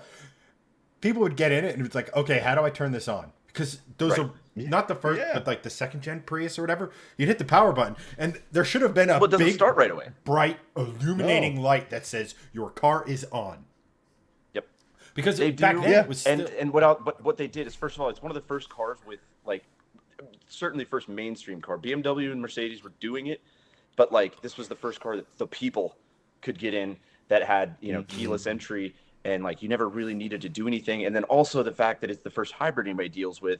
So you turn it on and you're like, is it going? And I mean, yes, it does start after like 30 seconds, like no matter what you do. But the first thing you're like, I don't know if I did. And then it'll cut back off. Somebody's like, oh crap, it's back to that stalling thing. Yeah. You're like, well, that's what I don't like about a lot of, ridiculous in 2007. That's what I don't like about a lot of modern EVs is like, you just get in and you can kind of go. Like there's no on switch, and I'm like, that is unnerving. Well, there's no like good way to lock it. Trust me, and I'm gonna do it again just because I want my dad to experience it. But and I've driven the Tesla lineup minus the Cybertruck. But what I was interested to find out was what happens when you rent one from Hertz, because I was like, part of that thing is that like when it's like yours, it has its own like Tesla account and whatever, and you just get the little key card and don't worry about it.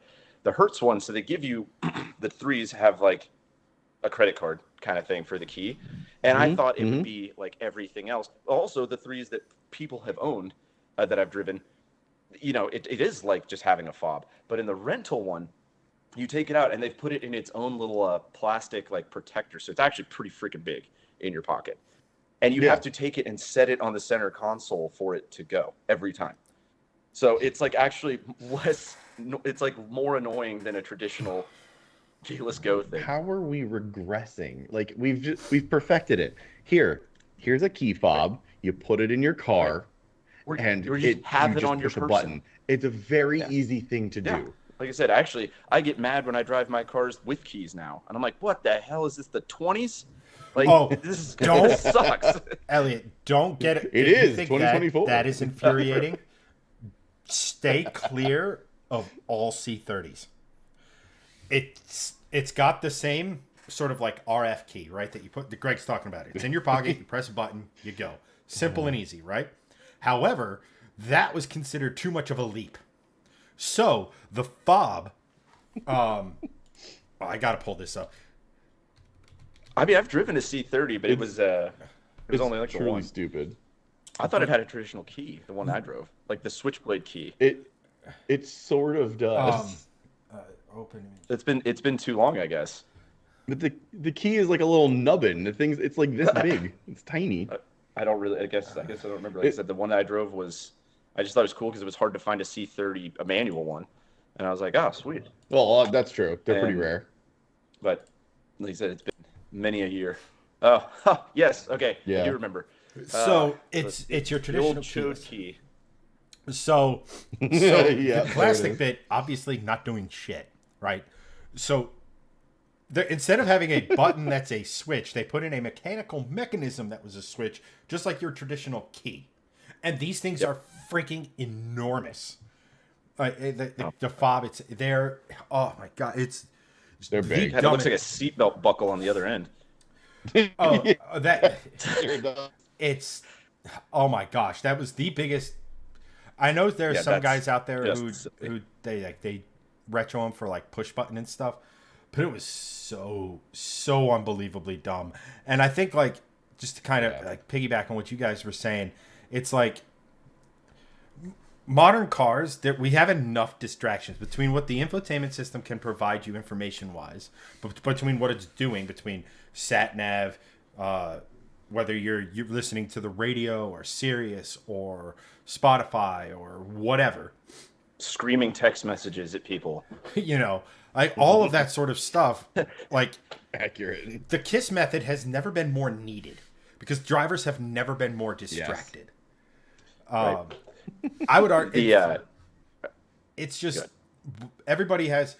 What was wrong with just having a little button and moving a lever? I understand that's not like you can make it look good, and like you said about the Charger, about having that pistol grip and stuff.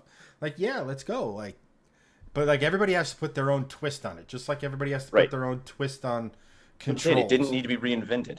But because they're running out of everything that they do that. Right. Well, that's the number for one. most people, it's not a problem because they just drive the one car. Like if you talk to, no offense, not to isolate our heavily female audience here, but if you talk to like your average girl, they're like, I drive this, and then when they get in something, it's like, all right, and then that's the next car they have for 15 years or whatever. Like people don't switch cars, very often. So it's kind of only like an us problem, I guess.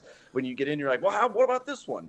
It's most people are like they get over that during the sales process, and then they're like, all right, well, that's just how you do it on this one, and don't worry, I'll never drive anything else until this one breaks, and then I'll learn how to, play the theremin or whatever to put the next one in gear, which we're not far off from doing. Intuitive shifting. No, the car thinks you wanted to be in second gear, not fourth. Tesla has that already. There's that they automatically detect whether you should be backing up or pulling forward. Like if you pull up to a wall, in the newest ones, it's like, which is a pretty common thing. It's like, I'm going to assume you want to go to reverse now. But at the same time, you got to still have the option. Yeah. That goes back to and I think Andrew touched on it because he's most definitely probably a spurned Volkswagen owner because they got rid of buttons and went to haptic. Yes. That's another thing that's moronic on the face of it. It's like, all right, let me find it's just a glass screen or a plastic screen. And will you develop muscle memory? We develop muscle memory on how to text. So maybe, but haptic or I remember we had a CTS V Sport. Still one of the best cars I've ever reviewed. It had the ATS-V motor in it. It was phenomenal. But the volume wasn't a knob; it was a slide, and it was like, oh no, yeah, no. well, the Q system was already not good.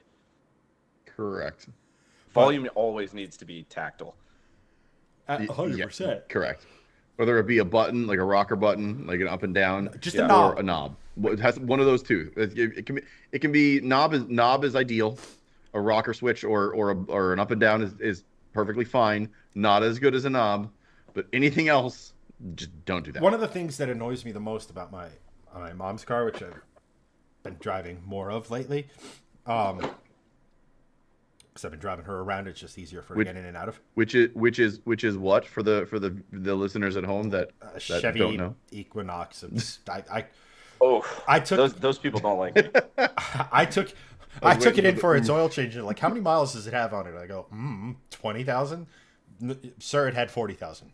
I don't drive the car, but it has so like one of the things I like about my car the most, if I like just take the knob and just go zzz, it goes to 0, quick, easy, whatever, right? And that it's like almost got like a rev limiter as far as, or a tick limiter as far as the ticks it recognizes. So like I'll go to turn it down and I'll go like and panic spin it, and I spin it and it's like 2 levels. That infuriates. I'm like, that is not what I told you to do. Like, just I mean, well, here's the worst is the cars that have that, and then you spin it too fast, and it thinks you're actually going up in volume. I definitely have had that happen on many a press car, and it's just like, no, I don't want to be blasted out of my seat right now. Please turn it down. I think we've also reached a point in human evolution to where these systems, I mean, let's face it, most cars that come out now are going to have some variation of CarPlay or Android, unless you're GM and hate money. But if they have this sort of stuff, and you don't have to worry about spending any sort of money on really your interface, right? You could use the same interface. 90% of the people aren't going to use it. Like, can we get a natural EQ for different sources on car radios? You know, it changes so drastically. So for me, for example, Spotify, even with the volume cranked all the way up on my phone, will be quiet. So I'll turn that up, and then like the second, I say I close it, or I'm doing something else or whatever, brings up another app or it goes to FM or whatever. Now the car is shaking because it's so loud. Like, it's not difficult. You can literally, it's like in any editing software, it's a click of a button. And we're not even talking about hardware, it's code, right? Like, because it knows the output, right, that's going through the system. That's another thing. Like, but to your guys' point, it's like infotainment type stuff or user interface type stuff is the number one complaint in modern cars. Because then mechanically speaking, they're all pretty much the same. I mean, I understand there's major differences between a manual, an automatic, and a CVT. I get that. But like from an engine standpoint, pretty much all 2-liter 4-cylinders have exactly the same bore and stroke. Yep. Yeah, we've figured it out as a people. So like, this is ideal. Infotainment becomes the thing that you stand out on, right? And everybody should. But now you can't because you can't exactly do that anymore. Because all OEMs. you care about is like, I mean, for me exactly, I would never, and I don't when it's an option. If Apple CarPlay is a thing, that's what I'm using. Like, even on some of the better ones, it's like, no, I'm gonna be in that 99% of the time. And especially now with wireless CarPlay, it's like you don't even need to you don't even have to think about it. Just you're on CarPlay when you get in. Yeah. It's infuriating that that's the differentiating factor with a lot of these cars, is because exactly 0 OEMs know what a good interface is. They have UX departments that say, oh, this is a good user experience, and I'm just like, it's not. What's a great user experience? Apple CarPlay and Android Auto, because they've been doing user interface for the last 30 to 40 years. Which is why app development, through interface development, and they're like, hey, this works for cars. And like Chad just mentioned, GM is going, just like, no, we've got this. And meanwhile, everyone else is like, no, you don't, and you never will. Because the only company on earth that is a car company that acts like a tech company and actually is a tech company is Tesla. Because their stock acts like a tech stock, their cars act like tech cars, their cars act like phones, Well, and and that's their user basically what interface it is is. good. And because they're a tech company. But their user interface still isn't great because they're burying things into menus that they don't necessarily have to. And I get that, like, that's the whole motif, is like they want to have that minimalistic thing where it's like, here's your wheel, here's your head-up display. They don't even give you a wheel all the here's your time. screen. That's it. Well, yeah, or your yoke, your half a wheel that shouldn't actually be a thing. But even so, like, it's still not perfect. But and you know what? Neither is Apple CarPlay or Android Auto. But the closest thing to perfect is Apple CarPlay and Android Auto, because everyone still has this and everyone is still going to use this. And this is the biggest reason why drivers can't drive today, honestly. It's distracted driving, and instead of changing the user, we're changing the vehicle or whatever the end user is using. You know, that is the biggest thing. And like, so my biggest thing is, why don't we just change the behavior as opposed to the actual piece of machinery? And that'll never happen. And that's what kind of bothers me about this whole topic, is just like, just teach people how to drive their cars and actually enjoy it. And most people think of driving as this like menial task that's so soulless because they have to go to their job. And right. But like, you know, so they want to be on their phone and they want to do this. They don't want to be what's happening on your phone is generally more engaging than your Corolla. You know? Right, exactly. But like to the normal person, to the uninitiated, right? I guarantee you, correct. Any one of us could make a Corolla entertaining. That's true. Hell yeah. But like I said, that's also why I'm the biggest proponent as a car guy. If people don't see the thing, like they always dog self-driving, and not to dive fully into that. But my general thing was like, I love driving. And if less people were driving around me, I would have a better time. So it's not for me necessarily, although I do like it on a good like road trip or something like that. But I want everybody else who's not paying attention to have the car pay attention for them. And that's not taking away manuals or anything like that. I just want the people who don't want to be driving to not drive. And their solution to that is self-driving stuff. So it's not, so people always take that you can't be a car guy and be pro self-driving. It's like, I'm super pro self-driving because I want these idiots not here. Because I want the car looking in 360 degrees around it 1,000 times a second versus the person who won't even look up from their lap. I mean, as anyone who's ever spent any amount of time in Pennsylvania will tell you, have those safety nets for those drivers. Yeah. And which is, like I said, believe it or not, it's hard to, because we're car people, but it's like, that's most people. Most people are like, I don't want to be doing this. And when you don't want to be doing something, you find ways to not do it. Correct. Some of these people, like I said, it's just a pure accident that they end up at their destination. But all of their text messages have been read and replied to, and in some cases, the makeup has been applied. That is I think true. We just need to send everyone to Finland, where everyone starts driving when they're 12, and basically say, okay, if you can't navigate out of this skid pad, you don't get to drive anymore. The end. Right. That's it's hard nosed, but I'm here for it. I mean, I get where you're coming from. If I ever run for president, that's my platform. I get where you're coming from, and I do believe. Yeah, as a president, is your first act. It's just like Scandinavian rules. Yep. Meanwhile, like the Prime Minister of Finland is blowing up your phone. Like, why are there so many Boeings flying into my airports? Yeah. But all these guys trying to figure out how to make money off of this too. I do agree with you that the standard of driving needs to be raised, especially now. Even though argument can be not an argument, it's fact. It has never been safer to drive theoretically. With all the safety systems in cars, with all that sort of stuff, the car's monitoring what you're doing. I remember when Mercedes came out with, it'll monitor the rate in which you blink, and it'll tell you you're too tired to drive. You should pull over, right? But also, and I'll just put this out there, one of the first things to a successful dictatorship is to limit mobility. I agree. Of course, that's out there. I get it. So when I come to power, yes. But good news, we won't. We will still have our manuals and our. That's true. Everything else. It'll be the people that should stay home. I mean, the thing is that then you're gonna have right. to carpool, and like that's a crapshoot. Look, I'm not limiting mobility. I'm just mitigating stupidity. I honestly think Dictator Gregson. Yeah, We're ready. Mate, Wait, 2028. Let's go. What was it, Pol Pot in Cambodia or whatever? It was like, you disagree with me, dead. Yeah. Po Mate. So I'm not exactly in line with that, but my platform still stands for 2028. But like, no, I do. Less death, more.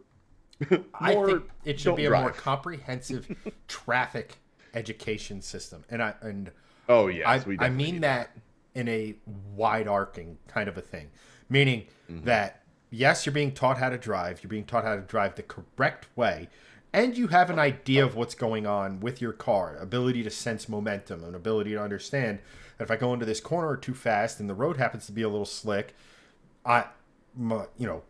coefficient of friction, right? Like, not to go into the nitty-gritty of the science, but to understand that you're in around 2 to 3 to 4 tons of metal.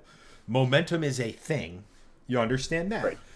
But on the flip side, not just driving, how to be a pedestrian. And again, understand that people are out there that don't give a shit about what they're doing. They just want to get where they're going. And again, 2, 3, 4 tons of steel at 30 miles an hour, you're a speed bump. People don't understand how to be a pedestrian anymore. Those whole sidewalks where it says "stop for pedestrians," state law. That doesn't mean walk out into the street without looking. They just think I've got the right of way. Absolute morons. I could. Yeah, it's like my dad has a great phrase. Giving someone the key to a car is like handing them a loaded gun, and that is 100% accurate. Because if someone walked out in front of a car, you could get hit and die. That's just the reality of getting hit with 2 tons of steel coming at you. Like that. Just all you got to do is kinetic energy. Pay attention. It's super easy. Just look both ways and then cross the street if no one's coming. If someone's coming, wait for them to stop, then cross the street. It's a very simple concept that we were basically all every taught as pedestrian kids ignores. to look both ways. Right. I was actually taught to look so annoying. Left, right, left before I crossed. Yes. That sounds like you're marching. I mean, this sounds very dictatorial, and I don't agree with this. Okay, so now my dictatorialship is I'm just going to say no more pedestrians.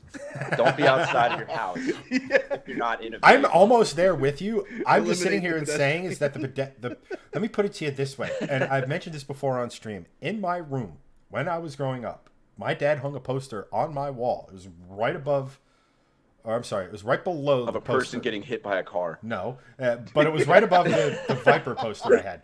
But it was a train hitting a car, and it goes, and it did. And every day he'd point to it and say, "This could happen to you," and then you're like, "Oh my god, I'm so terrified." It's no, it's his way of sitting here and saying the big thing doesn't have to be going as fast as you to completely destroy you. That's true. But Chad's dad actually was just confusing him. He just pointed at it and said, "You too can prevent forest fires," and then walked out of the room. And Chad's like, "What? What's happening?" Every day he's like, "I still don't know what he meant." I don't know what to think now. This is so confusing. But I never flicked a cigarette into dry grass, and I don't try to avoid train tracks to this day. Like, oh man, my preteen brain can't comprehend this. What's going on? Oh my god, that's so funny. Yeah, but that's the thing, and like for my money, when I come to power, it's the pedestrian's always wrong, unless they're still on the sidewalk when they get struck. And as a Mustang owner, that's a bold stance for you to take. I feel like you'd be like, "Hey, sometimes those guys get hit too, I'm not, and that's still their fault." You might find this difficult in politics, but I am a man of the people at my own personal risk. If it's good for the people, I will allow it. That's also why it's just gonna be Kennedy 2028, crowd control always. Crowd control. That's the tagline. The thing is if I've ever run to office, it'd be like Kennedy 2028, not those Kennedys. Like, Guys. The other Kennedys, but it is the good ones. It is hysterical because I do have family up in Massachusetts in like New England, so we used to go and visit, and even after like into college or college years and a little bit after it, I'll tell you what though, if in certain bars in certain spots, having the last name Kennedy goes a long way. It's actually crazy. It's like I've literally had people go, "You're a Kennedy?" Well, yes, I am. Like, and it's like, okay. Let's see how many free drinks I can get tonight. I'm not going to Dallas anytime soon, but yeah. Good, solid point. Solid point. You know, I want to swing this conversation back to actual cars because I have something that I wanted to talk about because of something we talked about last time. oh, your surprise topic that you're wrong about. Yes, my Ready. surprise topic. So if you watched the last stream we had Elliot on, we were talking about cars that wouldn't lose a ton of value because hopefully this year, maybe into next year, I'm going to be looking at another car to make content with, potentially a sports car. I'm not sure if it's going to be something that's like 40 to 50 grand, which is a potential budget, or if it's something that's going to be a little bit cheaper that we could work on and do stuff on. But I came up with a counterpoint list to your list. Oh, good. Now, Full list. on your list, we had really awesome cars like the Alpha 4C, Lotus Elise. We talked about E46 M3s, talked about C6 Z06 Corvettes, and there were just a bunch of other ones that were really, really cool.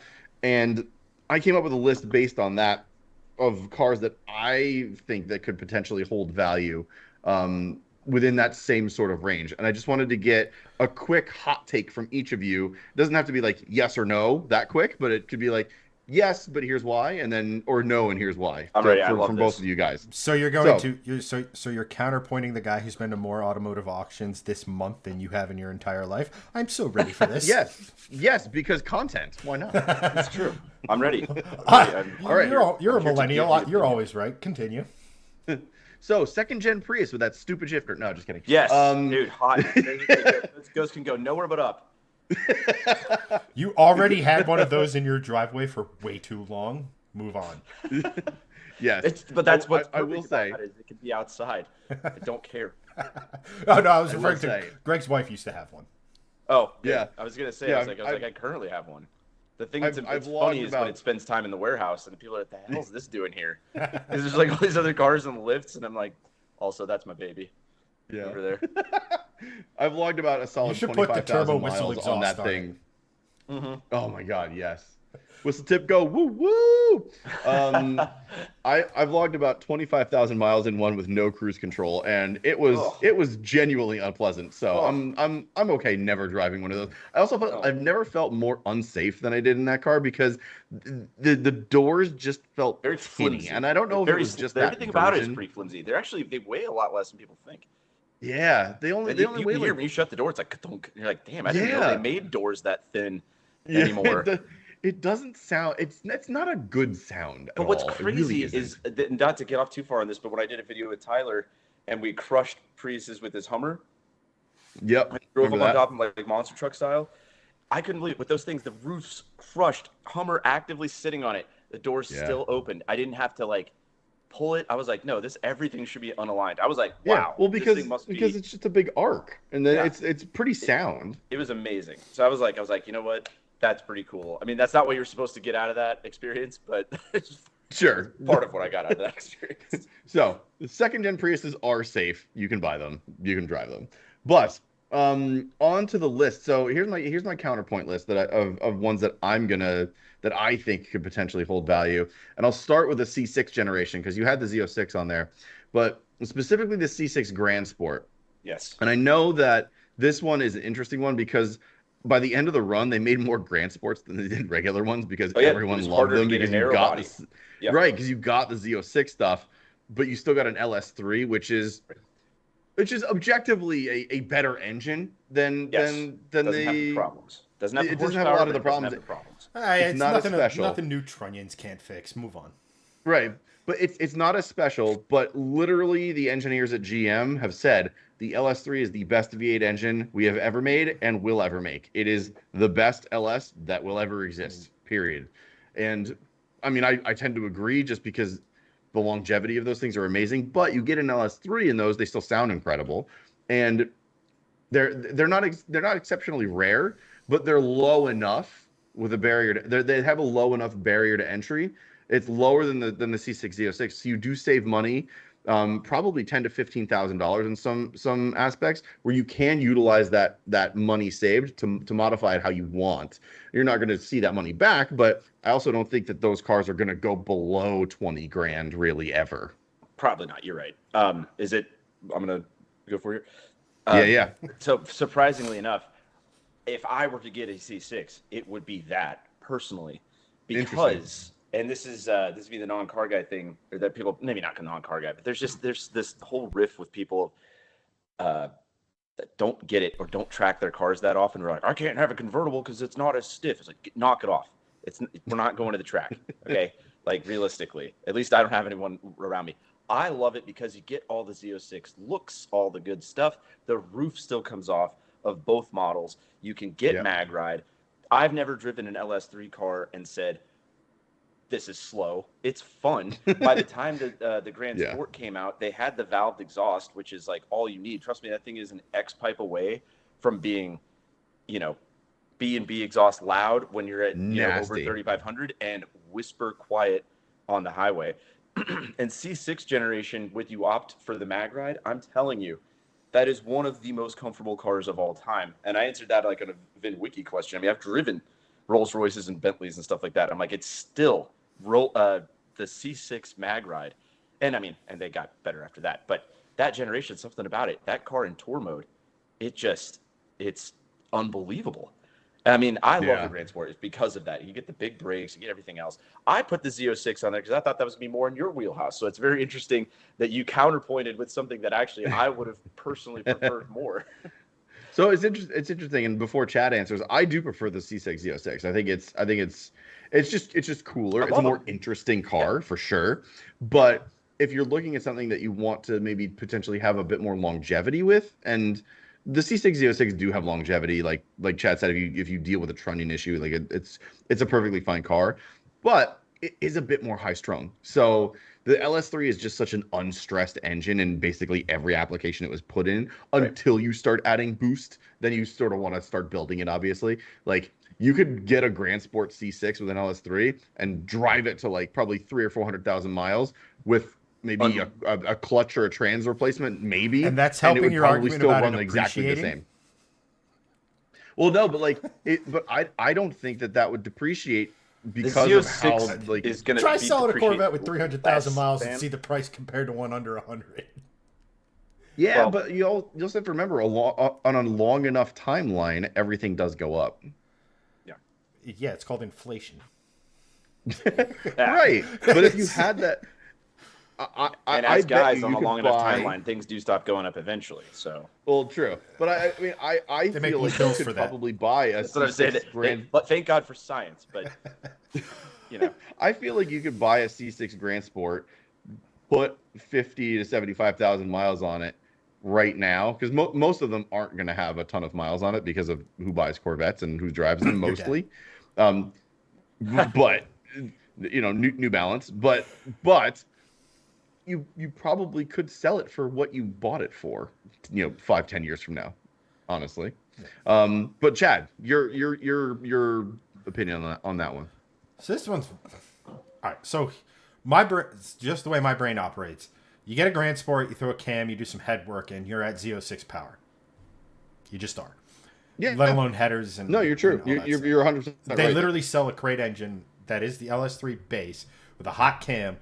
And the headwork to work with that big cam and obviously push rods and all that fun stuff that makes more power than the C6 Z06.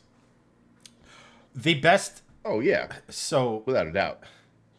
For me, because remember I was doing this before I bought the Mustang, and it was just that it is just. I'll start with the LS3 is probably the greatest thing GM has ever made, like individual thing, right? As far the engine itself, there's a reason people are swapping LS base motors into everything. Hopefully, the new Dodge Charger. Yeah. But the thing that I will always let's just say you put the two in front of me. Will I have fun in that Grand Sport? Yes. Will I, do Chad things with it, meaning not leave it stock? 100%. However, the ability to sit here and say when someone asks you the displacement of your engine and that number starts with a 4, as in 427, and then the fact that it was for faster than Ferrari, to me, they're not crazy expensive, right? They're still a third of the price of a good 550 or 575. Yeah. And I'll put it this way. I forget. I think it was Zach or someone formerly of Hoonigan did a build on one, and it sounds, looks, and just is nasty. So I would absolutely sit here and say, yeah, getting one is 100% not a bad idea. For me, it's like looking at, but for me, I would either save up and get the Z06 or just get a deal on a Mustang that was too good to be true and take that. Yeah, no, I hear you. I mean, both solid points, but it is an interesting car. And isn't the Z06 engine mounted lower and further back, if I'm not mistaken? Yeah, I think so. The Yeah, Z06 I believe a little bit. I think technically considered mid front engine. It's just it. So yep. And also when I was kind of, it's a different chassis altogether. Yeah. I went to the factory at the time, and you could see when the Z06s were coming down the line versus everything else. That was right around the time I was starting to really pay attention to my favorite form of motorsport, which is sports car racing. And that was the glory area of when the C5Rs came out and they were fighting Viper and everything. And everybody, it was like Viper, Corvette, Celine. And everybody, it was like, that's right. Not one, not two, 3 Americans are kicking your ass. What's up, Europe? And I always loved that. And I love it. One of the craziest things is if you were to look at a C6R GT1 car with the 7-liter, I don't have time to look it up, but do yourselves a favor, Google it and look at the engine bay and how hilariously tiny the air restrictors are. It's like you have you have the air intake piping that's like this, and the restrictor goes down to like a garden hose. Bad. Size. And these guys were shifting at 4,000 RPM because that was peak power. And they were still like freaking diesel. And they were still they had to still whooping everything.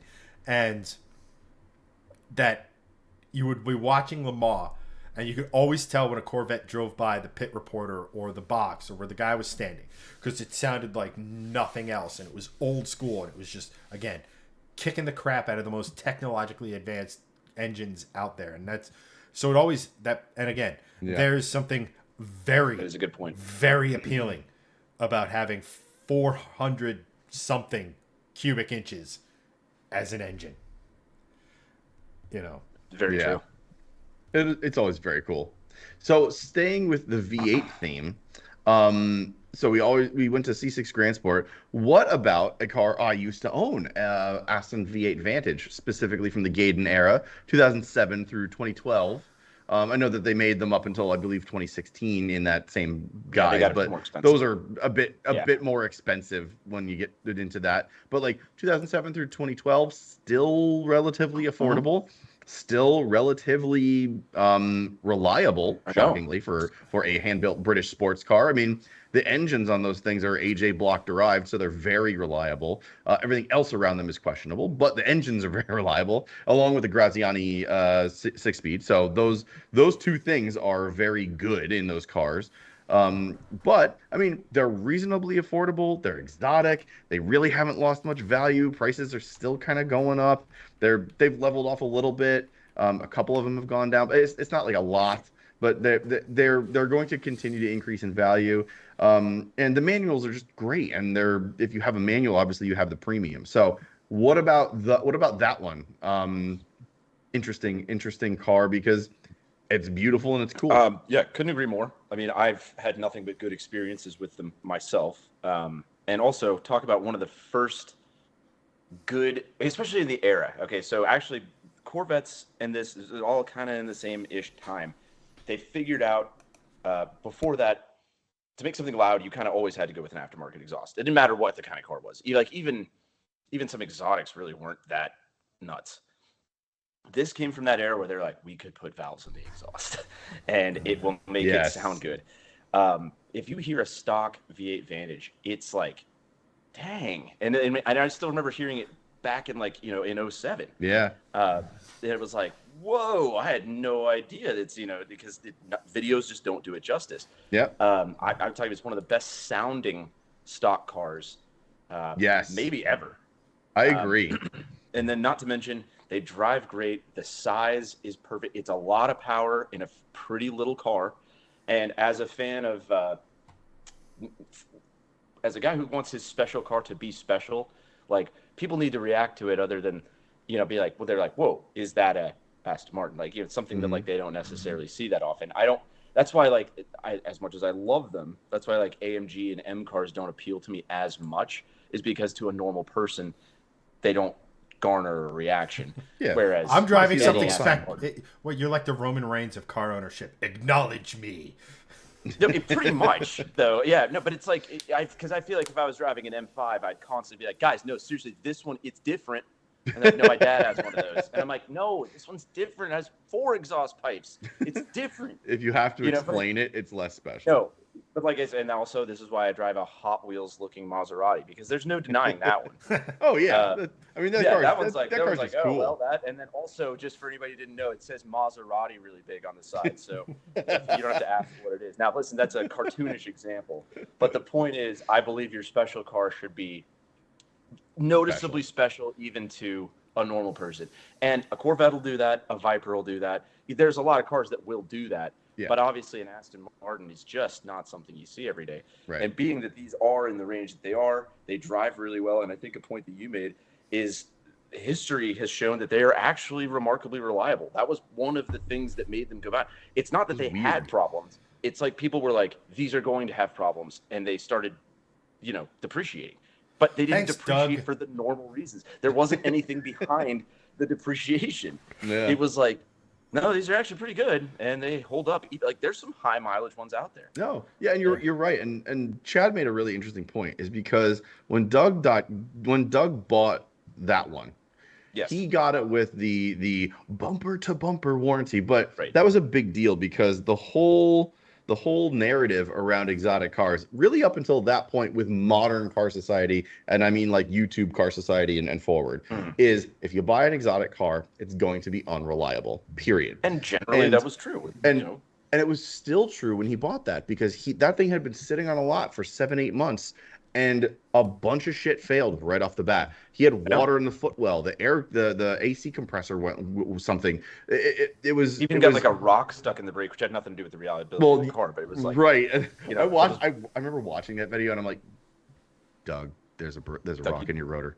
I know, that's what I'm saying. He's like had it flatbed at home and everything. Like, meanwhile, I literally had that 3 days ago on my WRX. I'm just like, nah, it happens. You get bigger brakes. It just happens. So I was just like, dude, come on.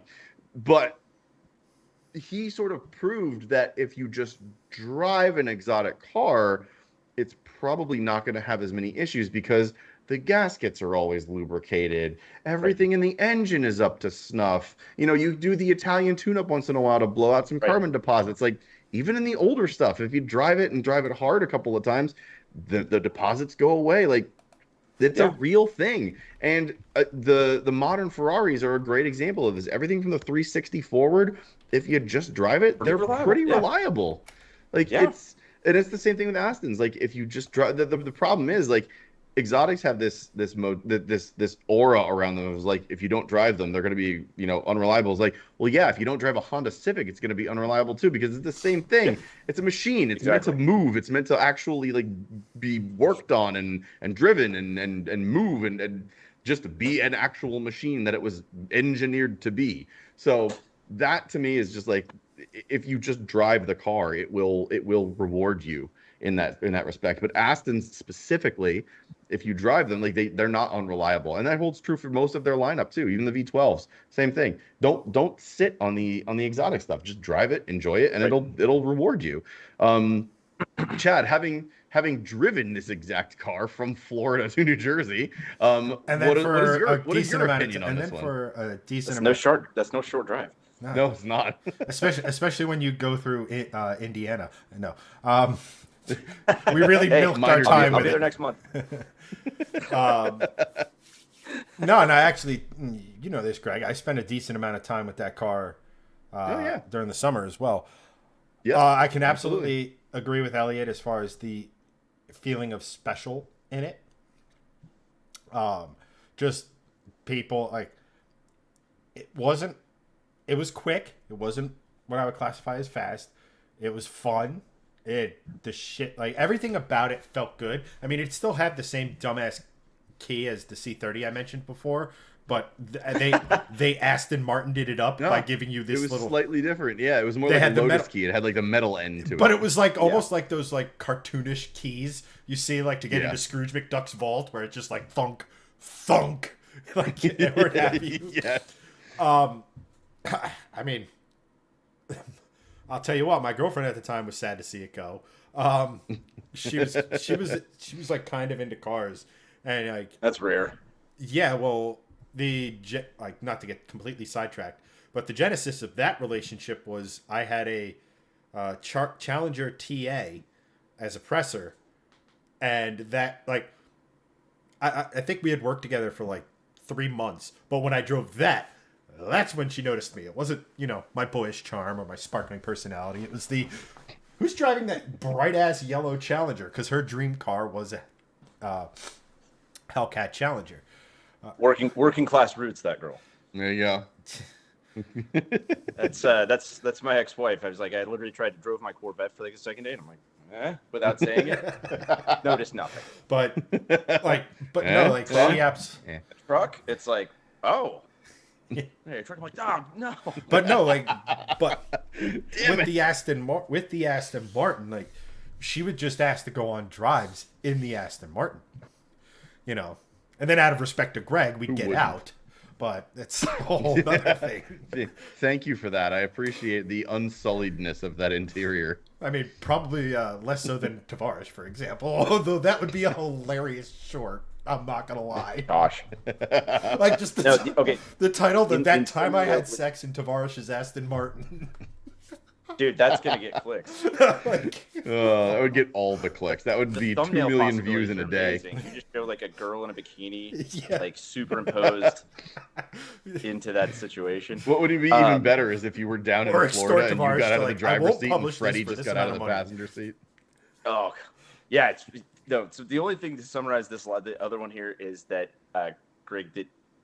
The only thing I would say to not do this is you've been there and you've done that. Right. Yeah. Now, don't get me wrong. There are cars in my life that I would love to revisit because they were really good. Like I would absolutely get another. Yeah. There's I don't need to, like I said, sidetrack, but like I said, I do get it. But I'm also one of those, like, let's experience as much as we can before we start reprising the hits. Yeah, no, I agree. Like, and the whole point of this list isn't necessarily to be like, oh, I'm gonna potentially get them. It's more of just like, do you agree with these as part of the extension of that for those that might be interested in that sort of same range? The one thing I think, and then we'll move on to the next one, I would love to get one of those, like a high mileage one, preferably one with a blown motor, and drop a Coyote into it. Yes. Of course. Yes, absolutely. Yes. Big yes. Please, on what level is an AJ anywhere near a Coyote? I mean, it's not. AJ's a great engine, but Coyotes are. I'm also the guy. One has the stamped name of a British man who built it, and the other one doesn't. And the other has 5-0 emblazoned on the top. Yeah, I'm trying to think of other things. Like, yeah, it's not like Roy stamps his name at the top of every Coyote. Yeah, exactly. And yet Roy's motor. I'll let Greg continue because I feel like there's a rabbit hole here. Yes. So next one sort of it's an interesting one because we mentioned it in the last conversation, was the E9X platform of M3. Another one again that I've owned before, but it's so good. It's the only M3 M3/4, even though there really wasn't an M4 at that point. It's actually back to the Charger situation in that case. Right, exactly. So it's the only one with a V8 ever in the M production line, which I always think is just very special because it is cool. At some point in the future, I feel like this platform is going to be the most valuable because of that. Because it's the only one like it. Then the E30s they'll always be valuable because of the nostalgia. But of the modern M3s, I feel like the E9Xs on a long enough timeline, again, 30, 40 years down the road, will be more valuable than the E46 M3s because of specifically that point. It's the only one ever with a V8, and I think it will only be the only one ever with a V8. Also, it's produced less than specifically the E90s, I think are interesting because they were produced less than the E92s. They stopped production in 2011. And there was also my buddy just got less one, of them. And I'm like, oh. Yeah. The E9 and the E90s, and I think Chad will agree with this point. The E90s, I think, look better than the E92s. The four doors, the E92s are cool, but to me, I don't know why the proportions on the E90 just feel better than the E92, specifically in the rear quarter. It feels like the rear quarter panel on the E92 is just miles long. Miles long. I was gonna say, it's it just feels huge, and it's not like it's a bad look. The E90, the E92 specifically, not necessarily the M3, but the E92 two-door are what really sold me on modern BMWs because I think it's one of the most beautiful modern BMWs ever. But for the M3 and the M versions of this, I feel like the E90 is just better looking. And prices are already going up because the M3 realm is basically just baby 911 realm. It just does this, and then goes up again. It's the reverse bell curve. So what are your thoughts on E9X, but specifically the E90s? I think you nailed a lot of the talking points here. And the best part is, so their biggest problem, rod bearings. Yep. But everyone knows that now. Right. And if there is one left, it's had it done, or it will have it been done. Yes. So the good news is, in a couple of years or whatever, if you see one, it's like, well, it's had the rod bearings done. Yeah. And it's actually not that expensive of a service, shockingly. It's only for how invasive it is. It's only like $2,000 or $3,000 for a very big peace of mind thing, so your engine doesn't blow. That's not a lot of money. Well, and it's like I said, it's no different than getting a 996 911. I mean, you need the IMS bearing. It's like it's a thing. I think I even told you this. One of the Cars and Coffees I went out to with my buddy, who I'm marrying in Scottsdale, there was a girl who had an E92 M3. And we kind of made a joke, and trust me, it was kind of gaudily modded. And we were like, hey, it's a girl, like, hey, she's out here. It's cool. Good thing. Everything's great. And we said something about rod bearings. And she was like, I have mine in the trunk. Do you want to see them? Oh my God. And we were like, she brought them around like a display piece, which is my favorite E92 thing I've ever seen. And I was like, of course I want to see him. Duh. And she brought him out, and you see these, I was like, this is cool. She gets it, and it's been done. So that being said, I like that going forward, you can know that that's been the major problem with those has been addressed. Right. Obviously, great driving cars. I don't necessarily subscribe to the thing of the E90 looking better. I don't think they look bad. I think they look really cool, and I get super excited when I see them because I know it's the rare variant. Right. Just like sometimes I get more excited about seeing a non-M Z4 coupe because you're like, that's more rare than the special one. That's true. That's true. So there's certain things that you're like, that's pretty cool. So I do love them. They drive great. They sound great. I think you're absolutely correct about them being the valuable ones, not now, but in the future, because it's the only V8 that ever went into that platform, and it's going to be the only one ever again. There's not even use speculating like we have been with the Charger. Yeah, no. That's going to be it. It's cool. It's high revving. It's the first generation you can get a dual clutch, so it's actually pretty competent transmission either way you go, stick or not. And like I said, they made a lot of cool versions of them. They sound nuts. I love them. Like I said, as for me, and I guess back to Chad's point, like, you put me in an orange Lime Rock edition of the E92. Ooh. Happy camper. Yeah. Same. But, no, it's a good car. the only other thing I would have to say is like, it is worth revisiting because that is a good one. It is a future classic.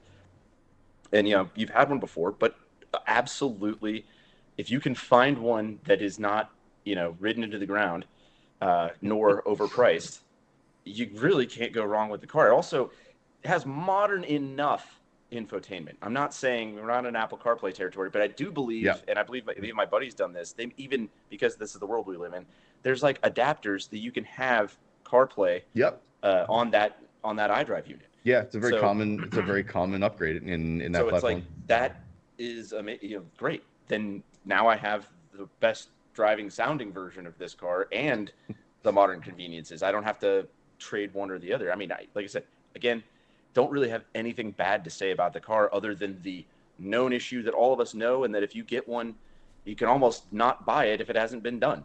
Yeah, so, true. So Chad, I'm curious to hear your thing, and I'm going to keep listening, but I will be right back. You answer, and I will be right back. Don't leave yet. No? Okay. Just give me 1 second. Okay. It's worth it. Hold it. Nothing. That's right. So hang on. Sorry. The only V8 production version. They did make this is a production car. They made 10 of them. It's because BMW made it. Yeah, they made 10. That's not production. I don't think that's production. 10 were produced. Yes, production for the people public. Weren't putting it together on a line. Chad always brings this up, and I'm just like, it's a technicality. Is it street legal? Did BMW make it? I'm trying to educate so you don't sound like a bumbling idiot.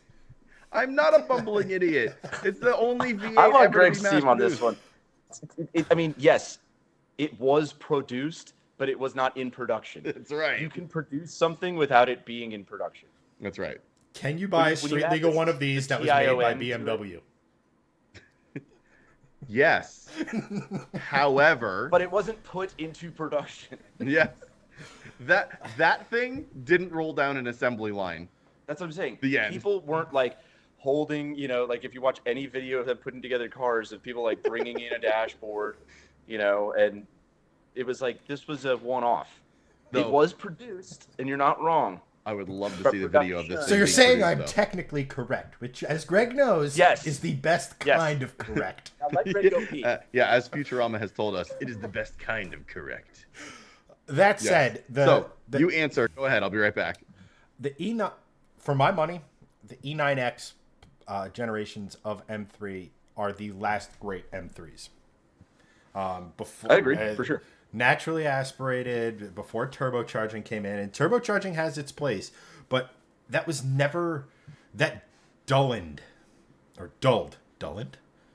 like that. 11 years as a journalist. Dulland. English language me speak. Sounds like somebody's last name, honestly. Yeah, Dulland. Fetch the BMW. Donald Dulland.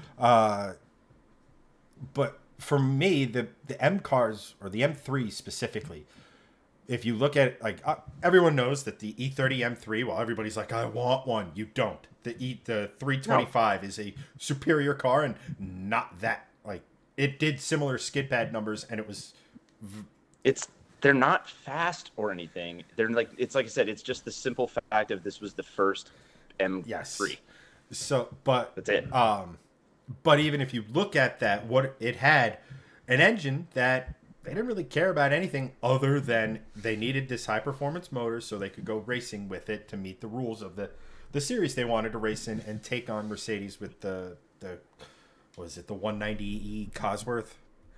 Yeah, the 190, the Evo 2, and all that stuff. Yeah, that's what Mercedes made to make that. Yeah. Same. So then you kind of... And then, you look down the road, and, that was the ethos of a good M car, was that naturally aspirated engine pushed well beyond what naturally aspirated engines of that era were doing. Like the E46 M3, you were getting 100 horsepower per liter, more than that. Right, which is impressive.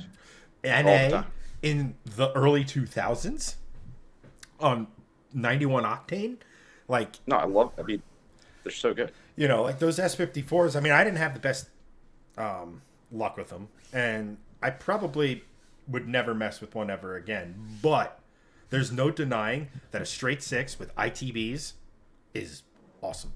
It's just, that's just, nobody apart from Nissan, I can't think of anyone else who was doing that in like a sort of normal car, if you kind of catch what I'm meaning. Like not like a one-off supercar kind of a thing. Right. And then they I agree with you. I think that's going to be that's the last great M3. You know, F80s are nice looking, but you know, that's the last like real, but it's that natural, real M3. That the thing with natural aspirated that you can't get with boost is the immediacy and the knowing of, you know, where you are and the power to expect, right? Like, right. You know, with a turbo, boost can be controlled, but lag is still, I mean, it's getting less and less, but lag is still a thing. With a positive displacement supercharger, about midway through your rev range, you're going to be making peak boost. With the centrifugal comes close, and I'm not just saying that because I have it on mine. If I had the opportunity to do it again, my Mustang would be twin turboed. But at any rate, NA, I've always had a fascination with making as much horsepower as possible NA. Like the inspiration for my IS300 build, and I really wish I had the opportunity to finish it and didn't get scammed by DZOD Motorsports. Still have not received my long tube headers, and I haven't had that car in 5-6 years. But like the ethos for my IS300 was not to go the normal route of, well, it's a 2J, just apply boost and a better transmission, and you're good to go. I wanted to make it, and I had talked to enough people, I knew enough people that we could get about 300 to 330 horsepower at the crank out of it, with the right mods and everything, and that's an M3 killer. I mean, the better M3 killer was if they had made the IS430 and put that into production. But again, story for another day. Yes. So, and then everything got upgraded with the V8, and that's a phenomenal V8. Like any V8 that goes above 8,000 RPM is a phenomenal engine and an exciting engine to drive. And that high revving V8s are so cool. As well, I mean, I know you might not be a fan of the Voodoo, but I mean, it's cool. That's a misconception. I am a big fan of the Voodoo from the engineering. I just think it was unnecessary from what they got out of it performance wise and stuff. That's the thing. I love the engineering. I love the fact that a Mustang was revving past 8,000, and it's like that's traditionally. And I also love that they made flat plane crank have that higher pitch but still sound American. I know. I do love that about him, and then I also kind of respect that about the Corvette because, like, I think we talked about this in one of the other ones. Like, because the new Z06, this thing starts out. First of all, it's loud, but it's a loud Ferrari. Like, it sounds identical to like a 458 or whatever else. It's just loud. We did the American version of that sound, but what Ford managed to do was give it a grunt to the point where you still knew it was American. Yeah. And I mean, that alone is impressive. And I feel like that's sort of the same argument that I have for the what you guys said about the E30 M3s. Like everyone wants them, but it's the 325 is basically just the same thing. I feel like the whole point of that is just the box fenders. Like just get a 325 and get a body kit, and then you're just basically it's right. the But same thing at that point. There's also an appeal, and like I said, I was saying about the S54 and the E46. There is an appeal to an engine that is naturally aspirated, at least for me. That is naturally aspirated, that is making over 100 horsepower per liter. Like if you look at that, if you look at a lot of the NA engines that are doing that, they are almost always pretty special engines. Like think about it this way. Sure. That's a Viper making over 800 horsepower. That's a Corvette Z06 making over 700 horsepower without boost. That's why I love the GT3 RS 911s, is because they make over 500 horsepower from 4 liters.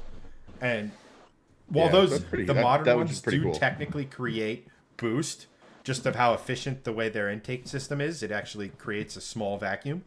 I got a brief GT3 RS story after this, because but it's that NA, it's that visceral feeling from NA when NA start humming and making power and getting in the RPM range and stuff. There's nothing better. Jeff at Blue Sky will tell you. I told him flat out, I go, if we can get, if we can get between 575 and 600, preferably closer to the 6, NA with this, or for, let's just say, take the motor out, 12-to-1 compression, big intake, like all this stuff. If we can get that wheel out of my Mustang, there would be no boost on my Mustang. That's fair. Yeah. Now, what you So reminded me of the GT3 RS though. The thing is, cold. Those things sound like such rattle traps. It's seriously this thing clacking around, and you're like, oh god, is it lubricated?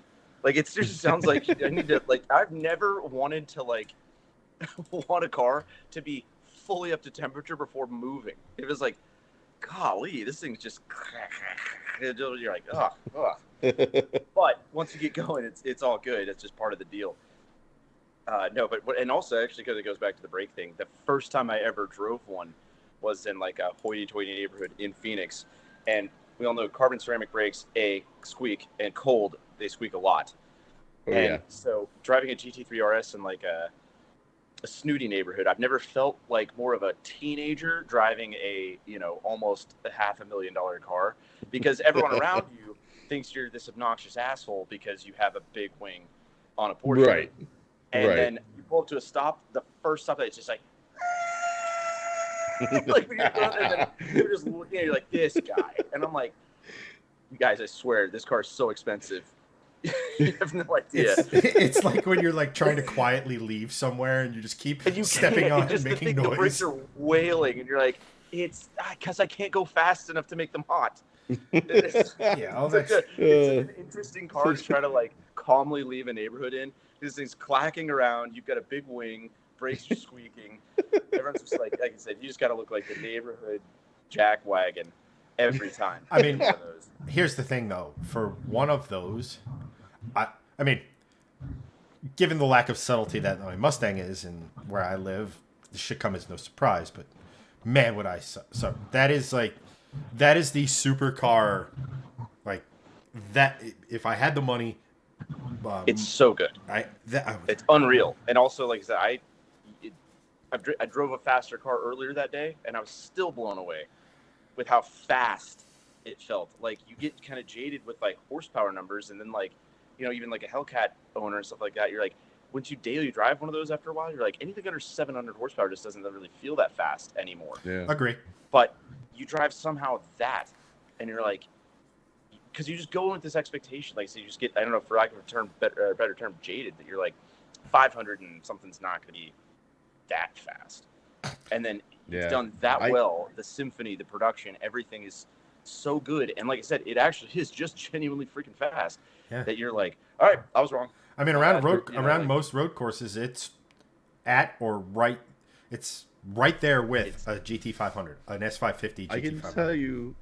I can tell you the secret of that car. It is the gearing. Because in second gear, you can do 95 miles an hour in a GT3 RS, which is absolutely absurd for any gearing of any car in the history of the automobile. Because it revs out to 9K, and you have 500 horsepower, which revving out to 9K in any car, 500 horsepower at that top of the rev range is bananas. It's an oral experience. It's a physical experience. And the fact that you're doing 90 in second gear and you have 4 more gears after that, you're like, well, shit. 5 more? This is way Oh, I know. By the time you get into like fourth, you're like, we're cooking. Yeah. Like, this is going to jail speed. And trust me, like, I was launching it. We were like kind of out in the desert, and it was just balls out. And it was like, dang, this is awesome. Right. And the thing is, it's a Porsche, so it can do that all day. Yes. And nobody does a factory wide body better. Oh, yeah. Especially because it doesn't look like a tacked on thing. No. It's like somehow the body naturally got wider. Like, and they do that in every iteration. Like, the turbo doesn't look like a slapped on, fender flares or anything like that. Like, somehow the body got wider. There's rear intake scoops, but you're like, it looks like the same body. Like, how did they do that? It's amazing. Yeah, it's almost like if you look at it from the perfect side profile, the silhouette, you don't really know until you start adding that angle. But in that front, you start to pivot around, and you're like, oh. There's something special going on here. I think we can sit here and agree that you should just buy one of those, Greg. That is the solution. You know what? You're right. Let's knock this $30,000 car off thing and just get a GT3 RS. I feel like if we pool our YouTube funds, we could probably do a group buy. on a really high mileage one. Yeah, like a 300,000 Which will be even more of a rattle trap than the one that the one that I talk about. You think a newer one is clackety? Oof. Yeah. I can only imagine at like 80,000 miles or whatever. Oh, Just yeah. slapping around in there. You're like, oh. Good segue to the next one because we just talked about wide bodies. And it goes back to our original topic of the night. Okay. What do you think about the specifically 2019 through 2023 Challengers and Chargers? Because those have V8s. Some of them have manuals. Even some of the Hellcats have manuals. They're discontinued in favor of this new Charger coupe. And there's no more V8. The manuals are crazy rare. And the wide bodies look, I mean, they're tacked on, but honestly, I think they look really cool. They'll look okay. In that application, I think they look okay. Yeah, like so in that application, I think that they do look good. I'm not talking like the rivets and the stupid freaking stuff, but like they call it a factory Dodge wide body. It's not. It's for their fender wide body. flares. Get over it. Yeah, right. I mean, it's not a true wide body. It's fender flares, but they do look cool on both of those. So specifically with those, do you feel like I don't see those really depreciating much, quite frankly, because of the V8. Now the V8's gone, and people are going to be clamoring for them for the next 5-10 years for sure. Hard agree, and especially as a former narrow body Hellcat owner, right? The wide body stick shift, specifically Challenger, obviously because it was the only one you could get stick in. For that limited time, you could, get that combo. What a good car! I mean, it's not like I loved my car, and if it had whatever 305s all the way around, it would have made that car so much better. Because the only thing my car did was just like overwhelm itself at every opportunity. But it was still fun, and even in that tire dimension and stuff like that, I know that it's the meme and it's the journalist saying, "Oh, they can't handle whatever." We took driving tours, with Tyler, with some of the guys around here. We would go down to, our closest good driving roads are like in Arkansas. And I know for you guys, you're probably like, ew. But trust us, it's either grid straight or that. So, and I was right there with everybody else. And that car actually thought it, I would not, anybody who says they don't handle well hasn't put like a lot of. Hasn't driven any of those. The performance. And same thing after I had the same opinion of the Ferrari California before I put a few hundred miles on one. It was like, this doesn't count, blah, blah, blah, blah, blah. And then I drove it. I'm like, everyone who says this hasn't driven one. This is actually a fantastic car. And I think that the Hellcat platform as a total is like that. It's too easy to draw a general conclusion on and whatever else. But that being said, getting back to it, I liked mine in narrow body form. That same combination, set up from the factory, wide body, it would have been, sell my house before I sell the car level. So to say I'm a fan, is agree. And then also you make a great point with the, yesterday's announcement and everything like that. People are going to be clamoring for the old namesake and the fact that it's, that is, back to Chad's point, the last true muscle car and stuff like that. That was kind of as good as we could get it. And not to toot Chad's Ford horn too much here, the GT500 is really, really, really good. The new one. Oh, yeah, dream car. And want one badly. It's faster. It's better to drive everything else than a Hellcat. Like I said, I got to drive one, and I was like, oh, damn, this is really good. It's the Hellcat turned up to 11 because it's just a nicer car. Pulling a tune away from 900 horsepower. The Hellcat is still somehow cooler to me. Well, the Hellcats. Yeah, I don't disagree with that. So good is what Greg brought up before. Is the fact that they were on a 30-year-old chassis, right? It's unapologetic, and it's unapologetic about being old school and being what. Again, we had all these guys back in the '60s who wanted these muscle cars, and what did they represent? They represented freedom, a rebellious nature, going light to light, having fun, like. That's all it was. And then Dodge is like, well, people still like all of that. People still want to do that. And then they just sat here and said, okay, we're going to keep adding power until someone says we can't. And I honestly think Hellcats are going to be like our generation's version of the 426 Hemi in 40 years. I know. I can't wait. As a former owner, I now have to subject my kids in the future. It's already set.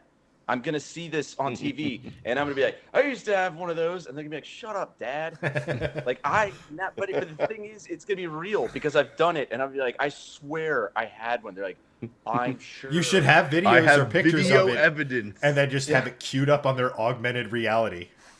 Like I said, because I've already seen it. Like when any freaking Trans Am comes up, I used to have one of those. Like any old guy you're around, wherever you're like, whatever. It's not really that common that an old guy comes up to you like with an L88 Corvette that's like, no, I specifically had one of those. You're like, no, you didn't. It's like, but like with the Hellcat, I'm like, no, I seriously did. I did have one of those. Well, what you should do is say, I used to have one of those, and then you came along. That's what I should say for sure. No, what's actually going to happen is give at least my oldest daughter a couple of rides in the Hellcat before it went away. No, that's cool.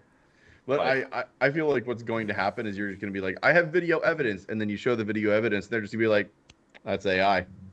Yeah, they're like, that's not you. How'd you make yourself younger? And I'm like, you're like, well, there's this thing back in the day. It's called a camera. It wasn't attached to your phone. You just use Dolly. Get out of here. No. That's if anything, it's gonna be like, look back. It's so not good quality that you'll know it's not AI. What is this, 4K? Trust me, AI could not mimic this level of amateurity. I don't know. I've seen that Will Smith eating spaghetti video. Oh, that's absolute nightmare fuel. Oh, Jesus. But to wrap those up, I mean, it's just they're just so ridiculous. They're almost cartoonish. It's so cool. Nobody does. That's why I love nobody did the cartoonish muscle car better than Mopar, whether it was back in the day and they leaned into it. Right. Yes. They knew. And I will say this, and just to piggyback on your handling thing, I've driven several different variations of the Challenger, and even the 350 or the 5.7 TA that I had, which technically means Trans Am, but they couldn't do that because even though they were defunct, Pontiac still owned it. Sure they do. Because trademark. Yeah. But that was one of the most fun cars I ever reviewed, and it didn't rev anywhere near, or I shouldn't say that, but I think it ran out of revs at like 5,700 RPM. It only made And that's a traditional American V8 right there. That's okay. Yeah, 100%. Right, and I mean, I think the Hellcat motors run out of steam at right around 6 anyway. They're like 6.7 maybe. Because there's smaller displacement than the Scat Pack by 0.2 liters. But it's just, it was such a fun car because it was like sitting in a freaking time machine. And it got me laid. But, I mean, there's always that, which is a good which is why we all got into cars in the first place, right?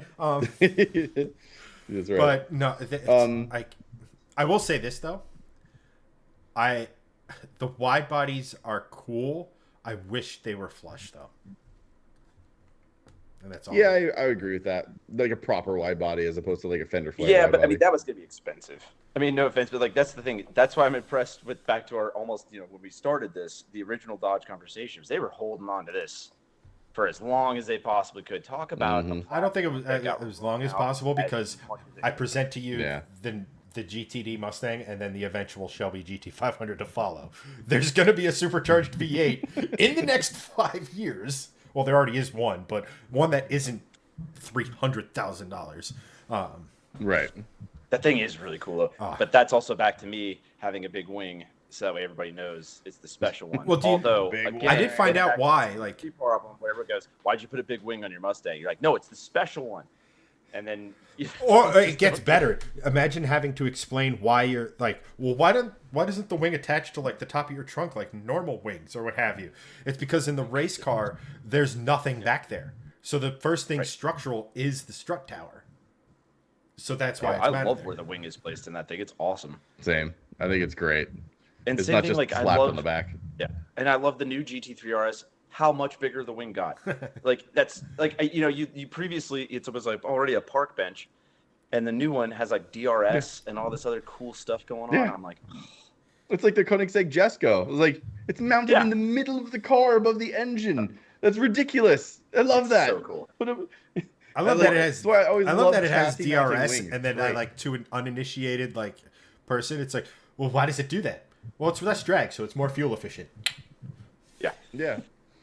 Yeah, exactly. All right, I have Well, I one still last have, like, car the- on this list, yeah, and then go for that's it. And you'll see a theme throughout all of these. Chevy SS, because very rare. Like you don't really see them ever.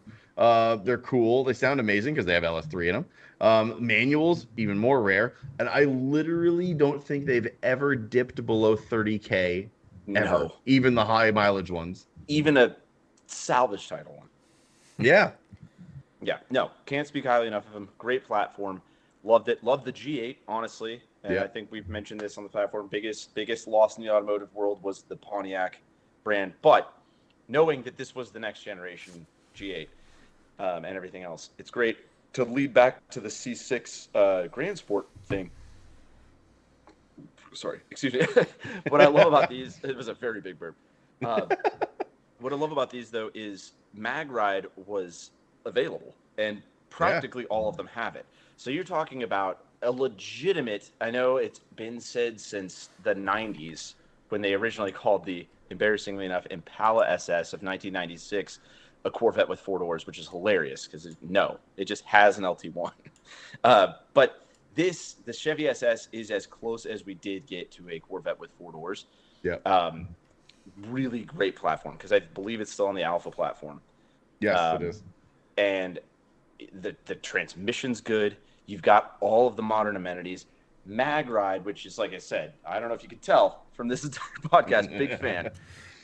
It's a good car, and like I said, it has been undeniably solid in the market. They haven't gone down.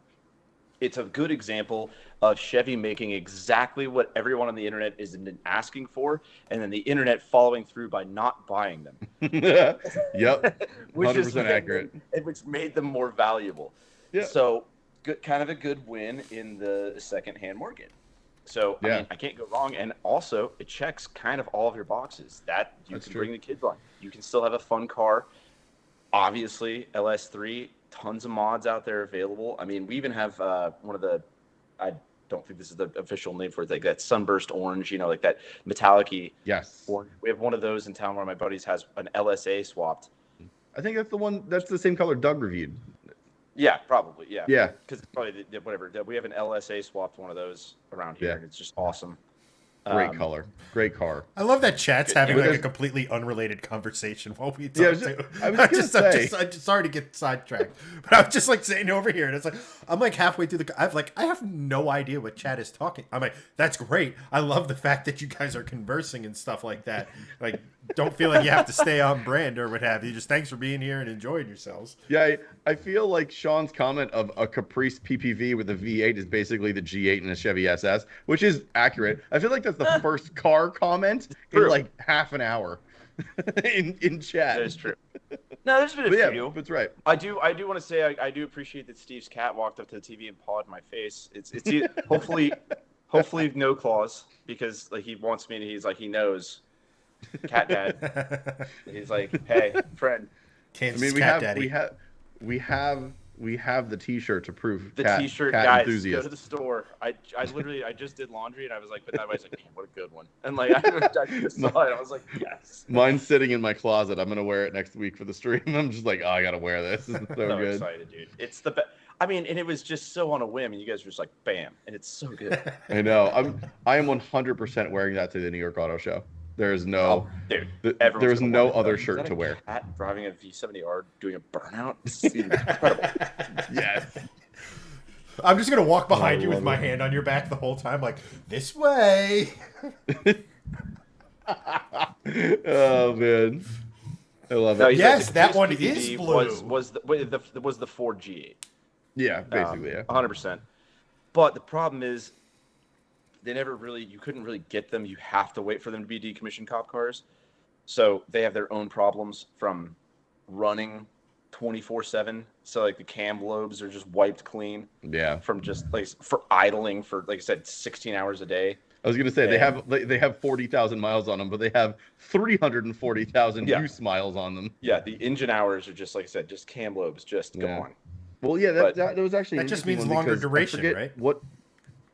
Yeah, there you go. I forget what channel. Real Street Cars or whatever that guy. Alex Palmieri. Well, Legit Streetcars. That was the one. Yeah, he bought one of those and he tore it down. And he's just like, man, this thing is worse than I thought it was because it's a great engine, but like you could tell that it just idled for like that's what I'm saying. 2 decades worth of. And who knew that was bad? People wouldn't know. They're like, is that bad for cars? You're like, I'm not being hard on it. You're like, you kind of are. Yeah, I mean, just letting something run constantly isn't really good for something, just because it can doesn't mean it should. I'll still maintain it, and nothing against you guys. Still nicest guy in all of YouTube. Oh, Alex? Seriously, yeah, he's so sweet in real life. Everyone I've talked to said the same thing. He's just like the nicest dude ever. Yeah, he's awesome. Yeah, and knowing myself and Chad, totally warranted. I'm also nice. It's hard for me in any given moment to subdue the wise ass gene for very long. So eventually it comes out, and I know that's not 100% gold all the time. So. Well, I can also see it, other than the over-the-ear headphones, I could see the steam coming out of your ears during that charger segment. Cartoonish. Yeah, triggered. Like you were. I tried to do that on the thumbnail. On fire? No, I'm just mad. I tried to do that on the thumbnail where I tried to make you guys look. Dude, you should, like I said, you just do cartoon steam ears, red face. But it was like one of those things where like today everything took exactly like 40% longer than I was budgeting for. So by the time I started getting to like thumbnails and doing that, the time I had to do it was so condensed to where I'm like, literally almost just wrote F this car like over it, and then like, I just wanted to be like muscle car and have it like be like the stereotypical like skinny guy at the gym with like the loop going down. Well, Captain America before he got the juice. This is the exact opposite of the super soldier serum. It's the incredibly average soldier serum. Yeah, it's the Popeye before spinach. There you go. Yeah. No, but Greg's great. I wouldn't even say counterpoints. I'd just say they're like additional. Yeah, true. Counterpoint would be probably the Grand Sport, and again, it's just like nice alternative. Not necessarily like true. 99% of the thrills, 80% the price. So what I think we're learning here is that I'm buying a V8 because literally all of them have V8s. I know. I did say, like I said, I did like the game, and I can't knock it as a fan myself. I mean, I do think the V8 is probably the best overall engine ever made by mankind. Just because we're so American. We're like they're like it doesn't get any better. Amen. Yeah, hell yeah. Raise hell, praise down. Let's go, brother. But I mean, like they're so versatile. Like they can basically do anything. They can tow. They can be performance engines. Like they sound great. Like not every engine can really say that. Like they feel like the best middle ground engine for almost everything you want in a car. So I mean, I'm definitely still in like. I like on this list. I decided not to talk about it, but there's one other one. But like Subaru Impreza GC8 2.5 RS with a 22B body kit, because buying a 22B is just not even a reality. It's not even possible anymore. Yeah. Right, because they're selling for hundreds of thousands of dollars then now. You'll but like, always have to be the guy with the fake 22B. Well, yeah, but I'm like, okay being that guy. That's sort of the point, though, because you can get one of those for like a good one from like the Pacific Northwest with no rust for like 10, and then you could throw a body kit on it and paint it and drop in like a pissed off EJ with 400 horsepower that doesn't even have to be like that pissed off. How pissed? But that's like the meme of like, you know, like a pissed off EJ and it's like the kitten mew mew mew. But I mean, like, look, if you're looking at a GC8 with 400 horsepower, that car is not much more than 2,700 pounds. Oh no, that thing is going to. Oh, I totally agree. With 400 horsepower. It's just your phraseology driving, that's like, wrong. Supercharged Lotus Elise. I was like, right, exactly. It's still not going to be that fast. You're like, no, it really, power to weight really does go a long way. It's like power to weight's a real thing. Well, like there's that old like just a pussy shit. There's an old adage. And then you drive it and you're like, actually, holy crap. There's like an old adage. That's why the 4C felt so fast. You know, you removing 100 pounds, it feels like you added 10 horsepower. Like, you know, like, hey, the first law of motion, a body at rest tends to stay at rest. Physics, it's simple physics. The less mass you have, the less momentum you have to overcome. We actually have talked a lot about science in this episode. We have. Next time we're gonna have Mark Rober on. Dude, what a get. Which would be awesome. If you can secure that, I'll be just silent fourth panel. he's just putting. We give him a dry erase board, and he just has his reactions up to the camera. Yeah. So but, like, it's a great point because, like, take this for example. This thing's 3,900 pounds. If you lopped off 1,000 pounds of this thing, I mean, the thing would be a rocket. 300 something horsepower, and that's or 300, 400 horsepower. Is like, it's gonna be a missile. So why don't you do that? Because I don't think there's 1,000 pounds to take out of this car. Well, it 3,900. I mean, you could take out. Take all the airbags out. Listen, it's a you don't Volvo. need, I don't think if we gutted it would be 1,000 pounds. You don't need doors. Yeah, doors are stupid. Even though they are structural now, still take them off. Just make a beach buggy V60 Polestar.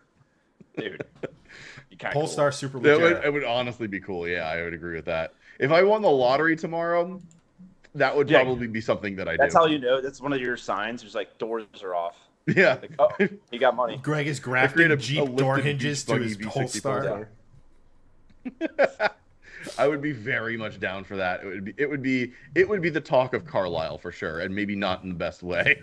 So the Carlisle event that's coming up. Oh yeah, are you guys both going? Yes. Well, what is this? Because I know Corvettes at Carlisle because I'm a boomer internally.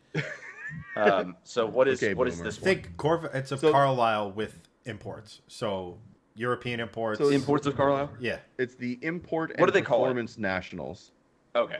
And basically, it means if you have a cool car, but mostly an import car, bring it out and it's going to be good.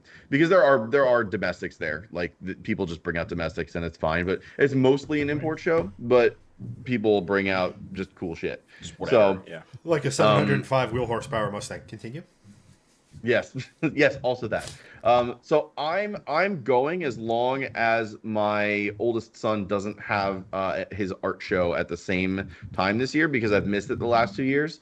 And that sort of broke my heart. So I promised him that I would not miss it again if he's still doing art, which he's very much into. So he does an art class and they have like a show at the end of the year, and the end of the year for them is like May. And it's always sort of corresponded to that. And he's been really disappointed that I haven't been there. So I'm like, look, if it's the same weekend, I'm not going. I'm going to make sure that I'm there for my kid. But if it's not the same weekend, then I 100% will be there for sure. Then you're there. Yeah, I'm in a similar boat. As long as I don't have any like stuff family wise to do. Yeah. I'll probably try to. I shouldn't say probably. I'll go. The question is, can Elliot make it this year? I know, right? Well, I mean, I've got a thing in April. It's been my MO lately to leave once a month for something or another. Now the flights from Wichita to Carlisle, I can only imagine, are as indirect as you could have. Yeah, I'm not sure you'll be flying into Carlisle. I don't know if there's any. Yeah, I mean, there's probably a transition onto a Piper Cub that you'd probably have to make there. But I mean, you could fly to Newark, and I could drive you, or Chad could drive you. That could be an option. There you go. See, and like I said, we could film, we could walk around. Yeah. There you go. Exactly. Basically, last year it was just us this whole time, drive. Like, just filming real. Yeah, exactly. Oh yeah, well you guys are big into the reels now. See, I do still like full length tour videos. True. I also do want to say Steve said his cat did the cat thing again, and he said it nudged the screen, which bodes well, means friendly. Which means Steve has to get the shirt now. I think that's. And Steve does feline law. It is required. I think I saw Steve has an orange cat, which is very high praise. That is true, and orange cats are, they're known for a lot of different things. Being total dickheads is one of them. Yeah, seriously, it's so funny. There's like an entire like subreddit and like Facebook page about orange cats being. Oh yeah, orange cats. I was on orange cat TikTok the other day. I'm like, man, I'm really glad I don't have an orange cat. Jesus. Hold on. I don't mean to stop you. I just literally just glanced over to the Facebook chat where you can see the replies. Like you don't see the reply. I can't see the replies on like mine. And I just sit here and go, Steve is responding to someone. Where the original comment was, I thought you could only do that with parrots. And Steve replies with crows and ravens as. Damn, I love. What the hell are you people talking about tonight? We're bringing in here now, but now I kind of want to get into aviary talk as well. Isn't that like I want a pet bird. to your I'm in. feline addiction? Or is the aviary? It is a counter. Yeah, my feline addiction is very anti-bird. Or is it just like, no, my animals only eat live food? Yeah. Only the finest. I've always wanted to like get a parrot and teach it like evil phrases. Just be like, you walk in and be like, "Hi, how was your day? How was your day, Polly? What did you do today? Committed atrocities beyond your human comprehension." Like, okay. I would love that even more if that's special. If you got the parrot to do that. Speaking of lower voice, not parrot voice. That would be. That would be. I think awesome. it would be like. Also, you would be very famous. Atrocities. I think it'd just be better to be like. It's like it's not as scary. It would be very funny. But if a parrot did like deepen its voice and do something, I'd be like, "Oh my god." Yeah, I would legitimate famous at that point. Like, your bird, your parrot, to sit here and just go, "I can't wait to dance on your corpse." Like just something dark like that. Yeah. Just like I just can't do parrots because they'll outlive me. Like if I get one, then it's and now this is like somebody else's problem. Like just any animal that can outlive you. It's like them and tortoises. It's like, congratulations, kids, family tragedy and an extra responsibility. Yeah, and it's like, I know you. I didn't realize that, and again, I was on like animal TikTok, because mostly when I'm on TikTok, I'm just looking at like cute dogs or cats or birds or animals or whatever. But yeah, I didn't realize until I got into bird TikTok that some of these birds live 80, 90, 100 years, and I'm like, this is insanity. Well, they're recycled dinosaurs. I mean, come on. I mean, that's actually kind of accurate. But like, yeah, like when you, but when you buy, like, if you're like 60 and you buy a parrot, oh god, yeah, your kids are going to be taking care of that parrot. I know. Like that's what I'm saying. It's like you're putting a responsibility into this world that like might be greater than credit card debt. Like you're like, I'm gonna get a parrot because it sounds like nice to have a companion, and you're like, no, you don't understand. It's forever. No, like, yeah, you're gonna have that thing forever, for a long time. Like for your existence, that thing will be alive. Yeah, when you're 95 and you're like you can barely like get up without soiling yourself. That parrot's gonna be like, "Yo, where's my fucking food, man?" I know that thing's still gonna be like jumping around, like ringing and all that stuff, and you're like, I can't. Anthony, birds being recycled dinosaurs is the hot of the year. Wait, that's so true though. But I mean, no, that's what Anthony said. Birds being recycled dinosaurs is the hot take of the year. Like that's accurate. They're not even recycled. I think they just are. They were like the ones who lived. Oh yeah. It was like them and alligators and I guess. Oh yeah. I mean, whatever. Same difference. And some form of a mammal that eventually became us. Yeah, I know a lot about this topic recently because my youngest is very much into dinosaurs. So what did my now librarian wife get him? The Encyclopedia Britannica of dinosaurs. Literally brought that home. It's like this thick. Yeah. And I read to him that 10 pages a night for the last 2 months. Well, I bet that'll put him to sleep pretty quickly. Well, now we know everything. If it's actually like just actual facts and like data, it's like not story presented at all. So you're like, oh, all scientific dinosaur names, and you're like, he's probably like, no, he's the one that's literally like, Dad, you're saying it wrong. That's a cat. Dad, you're wrong. That's a Quetzalcoatlus. And I'm just like, what the fuck did you just call me? Wasn't he like a ruler of like ancient Mayan culture? I know. My daughter does sound like an ancient Mayan ruler. YouTube video that had like, for lack of a better term, the ABCs of dinosaurs, and it was like Quetzalcoatlus was with a C. Yeah. And it was like they'd go through like the ABCs of them, and it was like these are just insane dinosaurs that I've never heard of. Like, because when we were growing up, it was like there were like 3. It was like Brontosaurus, T-Rex, and Triceratops. And they were all mortal enemies.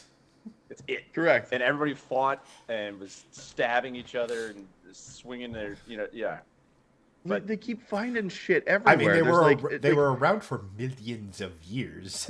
I mean, beyond millions. We're talking like dinosaurs. Dinosaurs were basically the base. the thing on Earth for about 150 million years. Right. Like I know, it's and crazy. now there are fuel. Right. So, Yes. And, I should have and fought thank harder. you. it's like, and then they all got together into like a big tar pit. So what? So that Thank brings you up for that brings up dying. an We're interesting going to have question cars though. now. What died to create lithium? I don't know. Probably that somebody fucking cool. Quetzalcoatlus. The aliens Yeah. that built the pyramids? That's true.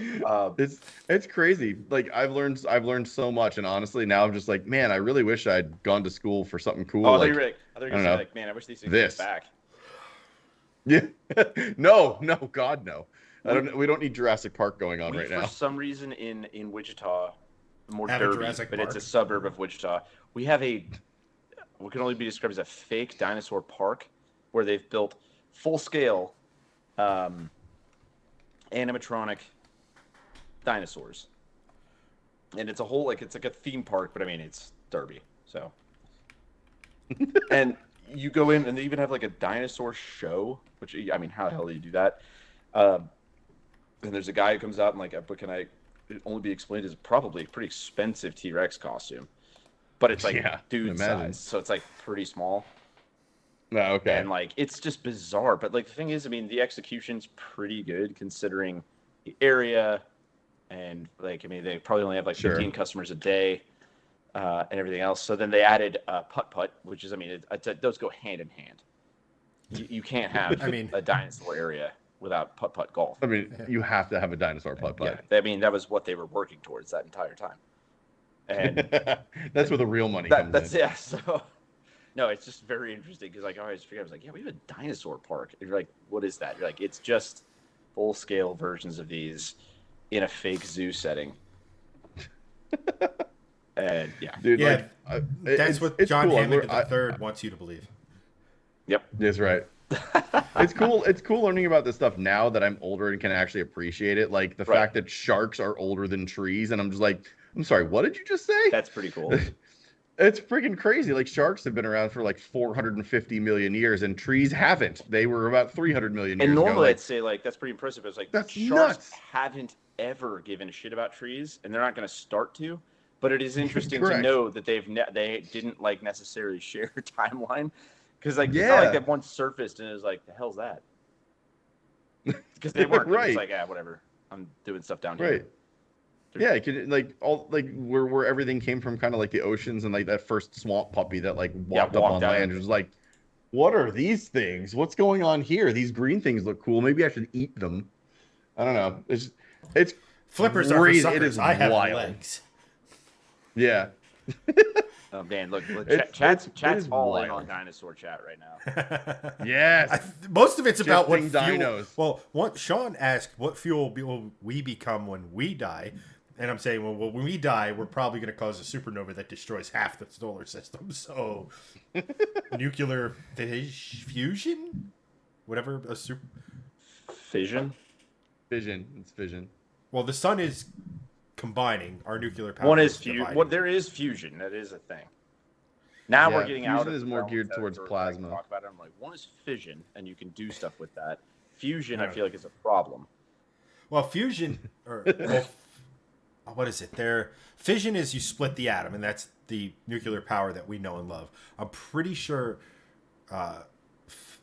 fusion is the reaction going on within the sun, and the sort of golden bullet of energy production, which they've started messing with, but the structures that contain it have this habit of just becoming literally on the nuclear level unstable. So, yeah, but correct. There's sun fuses 500 million tons of hydrogen every second. So yes, fusion. It's a lot. Yeah, they're worried about really our guys. hydrocarbon Big consumption. News. The sun is powerful. Big news. We revolve around the sun. Yeah. It's weird. That is true. Hey, you heard it here first on the Shifting Lanes podcast. Yes. The sun and Earth is a sphere. Well, it's technically a slightly look here, squished flat sphere. earthers. Oh my god, I do love this. Steve said, "I can't wait to be future fossil fuel."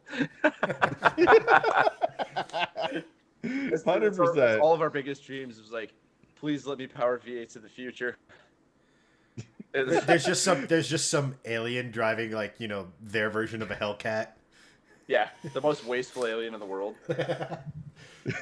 It was kind of a morbid conversation. Like my mother-in-law who's here with her sister, that because she's like trying to like make plans for, because they're all in their, you know, late 60s and 70s, and they're like, you know, oh, we don't want to be a burden, we want to make plans. But she's just talking about like, oh, I'm going to shop for, you know, coffins and caskets, and my mother-in-law is like, why? Who gives a shit? Like, I know. you're literally going to go back into the Earth's mantle at some point and then become gas for a future generation. Like, no, who cares? I've had that. You were question. literally Just go buy a playing- fine box. People and are be like, done with you it. need to play this in my funeral. You need to do this and all this stuff. There's stuff. I'm like, and then they're like, what do Yeah. you want? And I'm like, I won't be there. I don't know. I'm Yeah, just like, she's like shopping for like caskets with her name on. I'm like, this isn't the fucking Dewey Decimal System, Yeah. man. No one's going to like get your drawer and to like also, look if at your somebody's name digging on you your back like up, that's if not a they- real if they thing. Zoom you, it's a problem. Like something went wrong. Right. So like, yes, like they're that's- Probably ending up- with how Yes, you ended yes, up in I the know, coffin. because it has her name on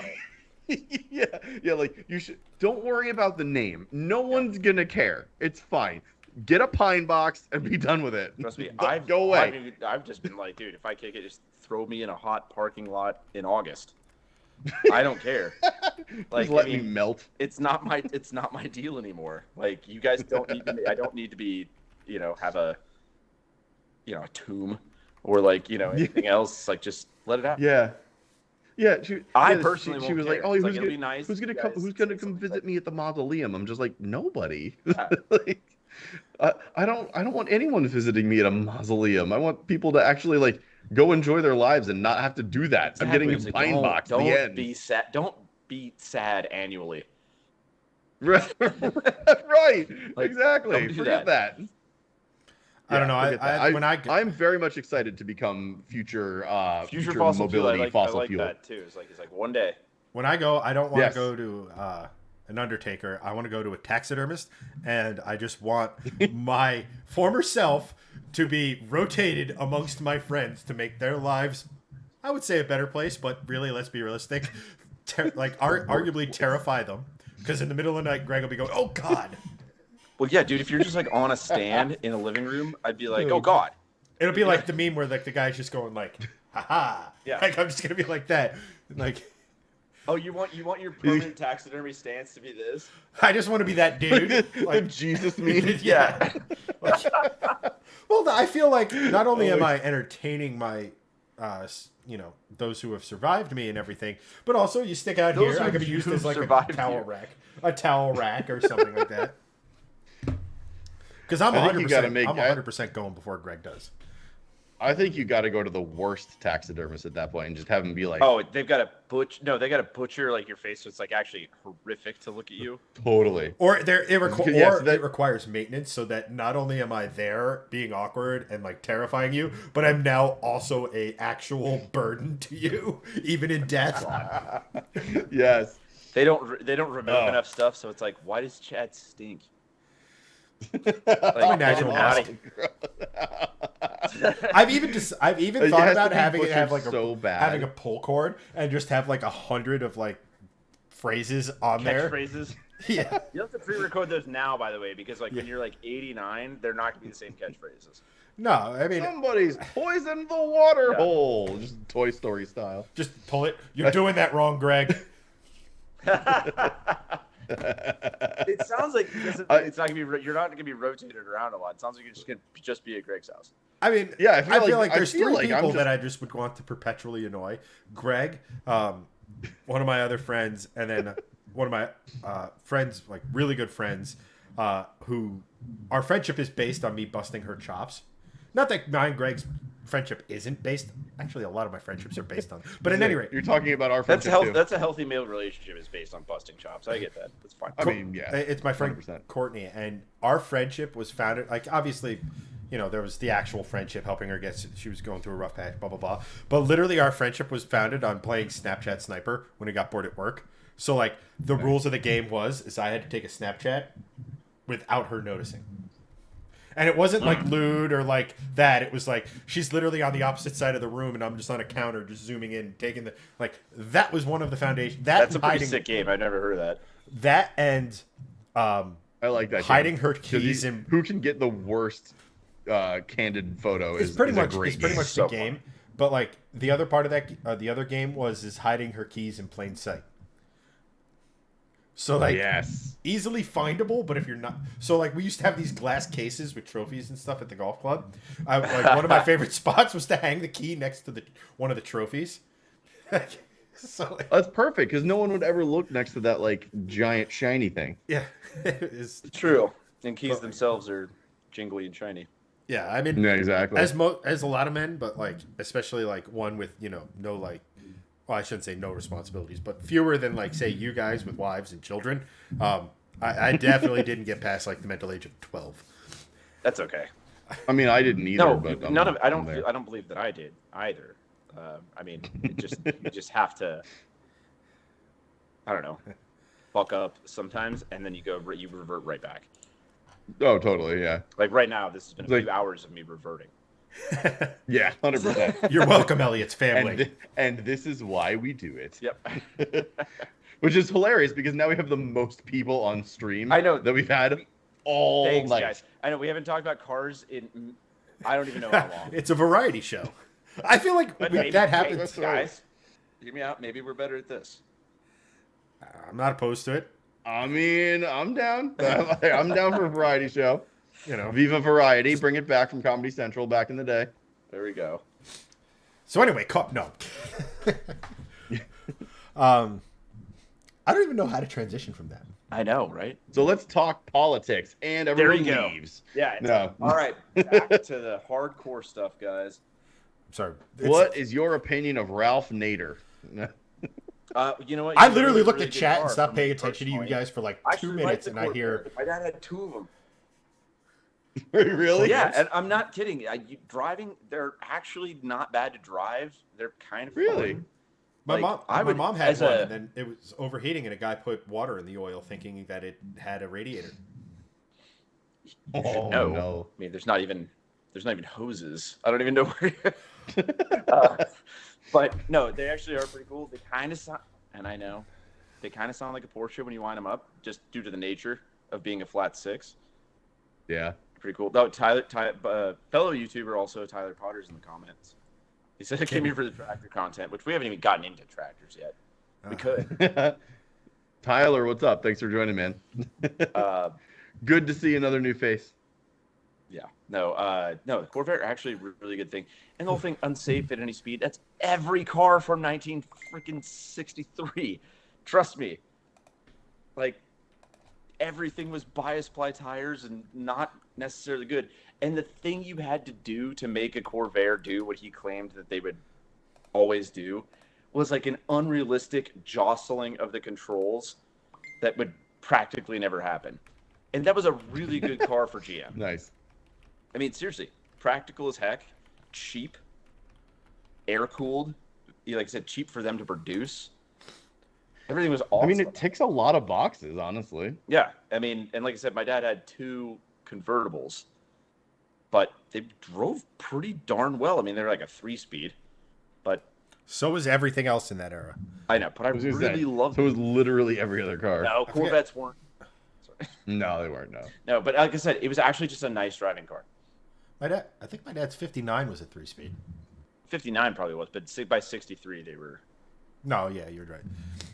I feel like Corvairs get a bad name because of Ralph Nader.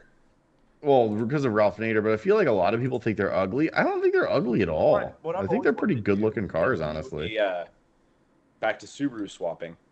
Do an EJ swap into one of those, and then on the back deck lid, you have like the Subi scoop still for the intercooler. It'd be so sick. Yeah, because that would actually be kind of sick. I haven't thought about that. That would actually be kind of sick. Brought that back up. I'm like, I do want to do a Subaru, an EJ swapped Corvair and convertible with a roof scoop, apparently. No, I'd do the convertible, so it's just like because otherwise with the coupe, I feel he's just gonna have the Subi roof scoop just on the sides. Yeah, okay. I need it to go down over the top and then into the scoop. So it needs to be the convertible, pretty much. Yeah, that makes sense. But they also actually made just turbo brought up Corvairs. these aren't that expensive, honestly. Factory Like turbo Corvairs. I'm kind of shocked. Like 63 Corvair, 15.4, 65 Corvair, 11.5. Like it's actually not a bad idea. It's like it's either a 3-speed or a power glide. I mean, you really can't even necessarily go wrong either way. And true. Like I said, Ralph Nader ruined a really good thing for GM. He could have picked. Well, this one's kind of cool. But Greg, if you get a Corvair, I'm coming to your house and kicking you in the shins every day for the next 30 years. Oh my God, the best thing that could ever happen is we have this discussion 2 podcasts in a row for me, and then you just get a Corvair. I'd be like, what? Is that well, it's funny you mentioned that. I feel like this is imagine? as best a transition as I'm ever going to get for this. We spent all that time you talking about cars, putting up the reason of, you know, that appreciating. You do have knowledge in that area. Don't watch that video and take his word as gospel. It's just opinion, but he is smarter than the average us. But so after all of that, and hold on, I need to actually find the exact quote because that really I bought a Corvair. No, but I feel like this is you even did YouTube hands. It was perfect. Yeah. like I feel like this isn't far off from like Chevy's an absurdity. 911 question mark exclamation point. Yeah, right. Yes. Yeah. The only difference is that the number you need to call would be right on the back. Greg sends me a text to this link.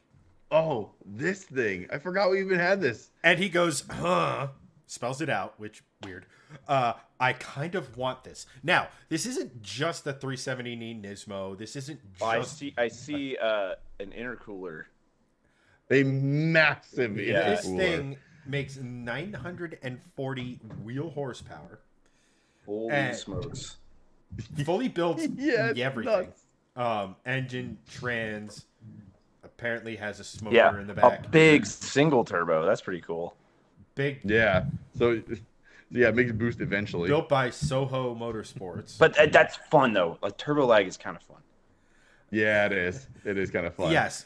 To which my response was, as someone who daily drives something with not that much, actually 235 horsepower, less than that, this is in the neighborhood of if you want to have fun, you have to be not on a public road.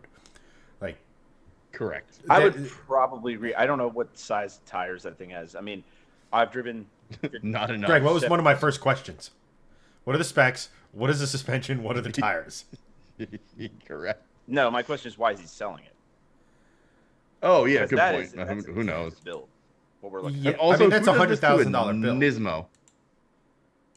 That's what I'm I mean, saying. yes, It's it's a pretty Nismo, but that's freaking like cool. sitting here and throwing a Hellcat engine in, you know, the spicy Miata. Well, yeah, but like, It's actually more complicated than doing that. It actually would have been cheaper Right. for him. You know, help yeah, cats like walk I, that. why would you like? Well, my question is like, why would you do this to a Nismo when you could sell the Nismo, get a 370Z normal one, A cheap and one, yeah. like save 15 grand and put that towards your build? Like, I don't know. Great question, honestly, but it's just it's an interesting.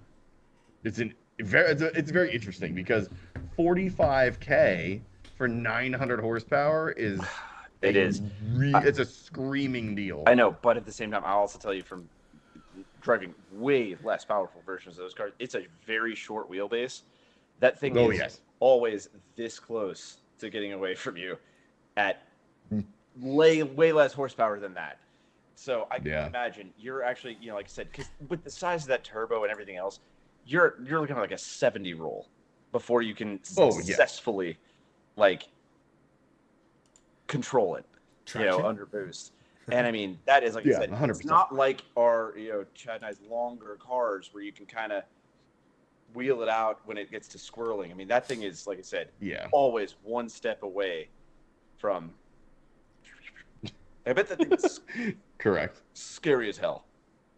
Oh, I bet Don't it get is. me wrong. I bet it's absolutely gnarly.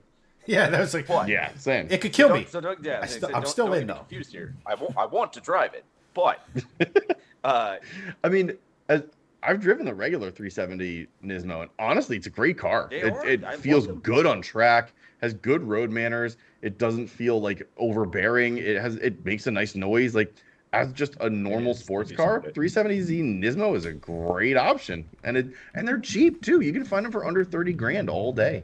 That's pretty good. No, Yeah. like I said, one of my cars that got away was, but not got away. Cars that I would revisit, like we talked about, was a 350. Yeah. But I also had them before they have the rep that they do now. I had them when they were still currently making the 350, so it was still like an expensive car, and there wasn't a clapped out version. Versus now, where it's like they're all clapped out, and you can't find a nice version. Good luck finding a good one. Every time I tell somebody that I'm like, I really love the 350Z, they're like, those pieces of shit, and I'm like, no, they weren't. Okay, like in 2007, they were really, really cool. But I was like, look at it in today's lens, it's not exactly the best, but I like this. Is an interesting car, though. I mean, no, that's that's really cool. But as far as appreciation, it's tough because every modded cars. This thing will never appreciate for sure. Especially, wonder, like I said, Tyler. I wonder why he's selling, and like who did the work, and then something's gonna happen with it about a tuning issue because that's when they're that modded. That's how that goes. You take it to this shop. That shop's gonna tell you the last shop did everything wrong. And it's gonna now you're back into it for them. Now they're rebuilding. It's like you're buying an expensive rolling chassis of forever problems. So, no, don't get me wrong. This particular one looks cool, and the price for the horsepower and everything else is pretty darn good. Yeah. Like I said, I'd just be very interested to know why he's selling it legitimately, because obviously the normal reason is like too many toys or just want something new. I'm like, no, what happened? What is the tuning issue you ran into? I can't get around X issue, therefore I'm selling it. It only runs on the 85 or 100 or C16 or something like. Only runs on race gas. Thing of what happens there. No, it's super cool. Like it's cool. Awesome. Again, if I've won the lottery, I'm probably flying to get this tomorrow. Right. You win the lottery. At this point, who gives a shit? Though, and you're getting that 370. I mean, not for nothing. Right. I think if you win the lottery, forget this thing. Just put a built white block into a 370Z and sound like a mono V10. Yeah, true. Although I will say this about the VQ. That's never been done. If you do it right with the right exhaust, and I've heard them with the stroker kits and everything, they do have a twinge of 911 GT3 to them. Like the RS. They do have that. I've seen some videos of ones, at the 4.1 kit, I think it is, or I forget exactly it is, for 4.2 maybe, that had all the requisite other work, and they rev. They can sound really, really good. Yeah, they can with the right setup. But like Elliot, I was telling Greg this too. I drive a car that makes a lot of horsepower, and I had to put 325 R888Rs on the back to make it drivable. Like traction. Because like with 305s, with NT05s, which is a very sticky tire from Nitto, it was knocking them off like they weren't even there. Like it was so like, and that gets old. You want to enjoy your car, and for me, a lot of the enjoyment of the car is getting up in the rev range. However, when the turbo kicks in on this thing, Greg is going to be. No, that's what I'm saying. And then with a short wheelbase, you have such limited space for error. And not like you have a lot with a longer wheelbase, but you have more. Well, that's why, like I've always said, true. And we mentioned this last week, and I probably mentioned it to you as well, Elliot. But like the G35 was significantly one of the easiest cars to drive sideways I've ever driven. Oh God, yeah. Even the Coupe 350, it's pretty good. I think they shortened and widened the wheelbase between the 350 and the 370, if I'm not mistaken. They actually did make it shorter. It was. I think they went for that. What is the golden wheelbase for performance? 99 or something. I forget exactly what it was, but that they went for something something like that. Yeah, Greg, if you finish the lottery, you get your Project Volvo done. Yeah, you should probably do that. One of them. Yeah. Also, news coming on that hopefully soon. So we'll see. No, I also agree that with certain things, as guys, obviously more horsepower, cooler, more fun, yada yada. But having driven like the full spectrum of way too much, not enough, like 500 is like perfect. I'm telling you, like it's we've said that multiple times. Where you can ring it out, and having driven more powerful stuff and daily more powerful stuff, I can't ever say back, oh, that wasn't fun. Like, no, it was super fun, but I also wasn't like going in insane speed, and I didn't have to ring it out too hard. Like, it's always right there. It's always really good. That's why, like, I know, again, not exactly a very relatable topic, but like that's why I think even the Ferrari California was one of those cars where you're like, people, they bitch about it from Ferrari standpoints, and I'm like, I've driven faster Ferraris. Don't get me wrong, but this one was still really, really fun. It made all the right noises. Right. It does the stuff. Like. Well, I feel like that's the common thing on the internet. It's just like, oh man, the Chargers are boats. No. They don't really handle like, oh, for the California it's not a real Ferrari. It's like clearly you've never driven any of these cars, and you're just parroting what Jeremy Clarkson says. Like that's all you're doing. Exactly. And I mean, like I said, if you compare it to a freaking F12, no, it's not the same thing. But here's the thing: it doesn't matter. It's still a good car. It's still very fun. And in fact, like I said, I would be perfectly content with a Ferrari California being my fun car, despite people being like, that's not that fun. He's like, it is. And then I'd also counter back to the Aston Martin factor, be like, well, then where's your Ferrari? That's what you also say. He's like, well, my ex, fill in the blank is faster. And I was like, it doesn't matter. And it probably isn't. Yeah. I used to get like. I was commenting that on the new. The ability to be able to drive and how accessible a car's level of... So say you have a car that has a performance level here. Your level as a driver is here. So you're getting more out of that car. Yep. Okay. But if the car is up here and your driving level is here, the car slows down for you or... 100%. Or you overdrive it for your skill level and you're in trouble. Yeah. That's... So... Right. Yeah. But like... Chat will always tell you that my dream build is 360 horsepower. It's in a Datsun 510, small, lightweight. Well, now we're back to our power to weight ratio thing there. Right, but it's accessible, but it's quick and it's fast, but it's not so heavy. Like, that's the thing with the Mustang. Yeah, it's fast.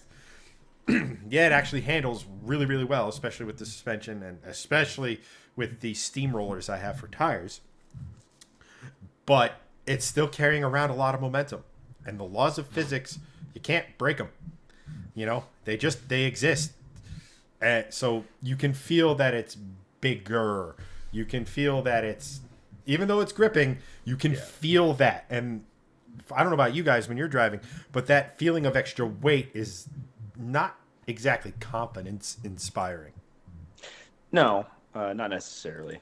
But if you're used to it, it's a different story. But like, it's one of those things where, like, you can feel that mass. Where, like, the C30 was a hoot to drive, especially when we went down to like the C30 Tail of the Dragon was perfect. It was a lot of fun to drive. If I had my Mustang there, I don't know if I access as much of the performance as I'm probably going a lot faster, but I'm not accessing the same percentage of performance out of it like this. Like, I felt the C30 needed to be hustled, and I was doing it. Whereas the Mustang would just be fast because it's ridiculous. Like, I actually forgot about this until Tyler, in the comments, I'm seeing it now, pointed out. I forgot they even kind of made this, is that they did make a normal Hellcat Red Eye, non-wide body. So it just had more horsepower with the same skinny tires that mine did. Which is, like I said, it's hilarious. Like, mine was already overwhelming itself under every situation, and you're like, we should make one with like probably 100 more horsepower. Like, that's like, I never drove that car. Let's put 235. No, I was always like, it needs more grip. It needs this or whatever. I was never like, it's lacking for power. It's like no, same platform, more power, nothing wider. all seasons. Listen, if you 75. It's actually, when you think about it, it's actually rocket science. Because if you're spinning rockets are propelled not because they're like, the rocket is pushing. It's because it's a physics equation, and they're propelling stuff out at a really high rate of speed, right? So if you're propelling out the back of your car tire at a higher velocity, your performance will technically, because physics increase. So therefore, correct. You should That's right. go fast. You're right. I think, and you know what? Maybe that's what Dodge knew, and we didn't know. Yeah, or Lots of science 99% of high performance car ownership is just one giant dick measuring contest, and that's why they did it. I mean, it's that. It's like, oh damn, Ford the Mustang or the GT500 makes more power. John, get on this. Smaller pulley. That's right. I don't know if that's actually. But that goes back to Dodge is like that was their MO. It's more. Never. Let's just How do you throw make more it go power faster? at it. That's the answer. More power. It was never That's a thought of like grip, lighter, lower, anything like that. It was like said, nah. You can always overwhelm the air with more power. Yes. Let's throw a supercharger on there that's bigger than most four-cylinder engines. Four-cylinder. It's approaching in most six cylinders now. That's what I'm saying.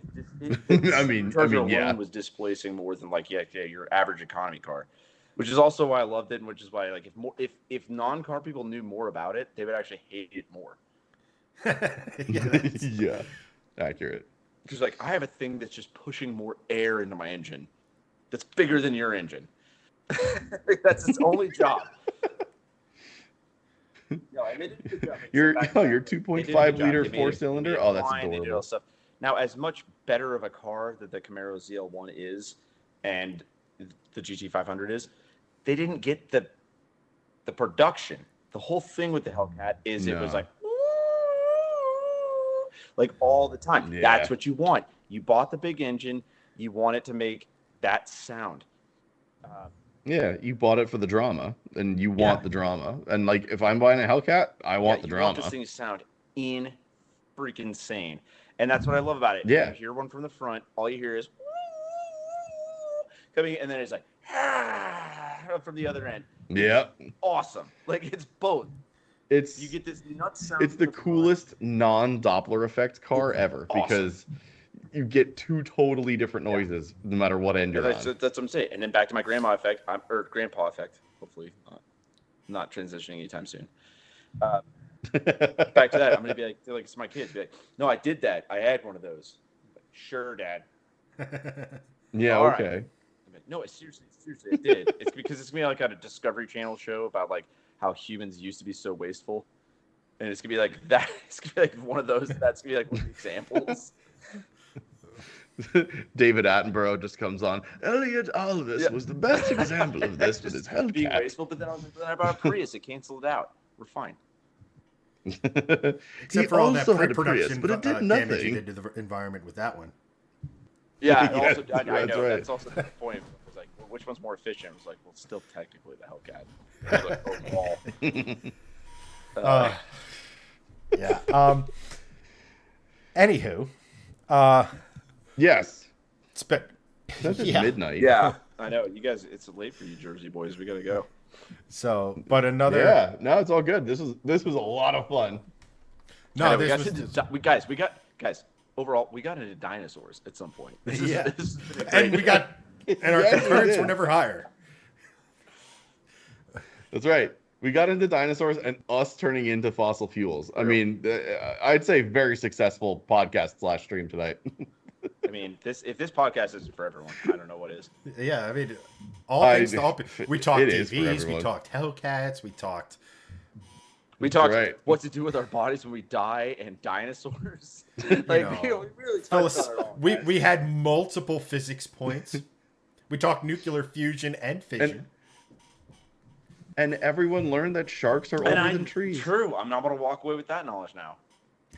I want you guys. I want you guys to tag us if you use that piece of knowledge. Sharks older than trees in your day-to-day conversation, and I want to know when, where, and in fact, I almost want to challenge you. If you see somebody upload a picture of a tree, artistic at all, just be like, did you know that sharks are older than this? And then tag us.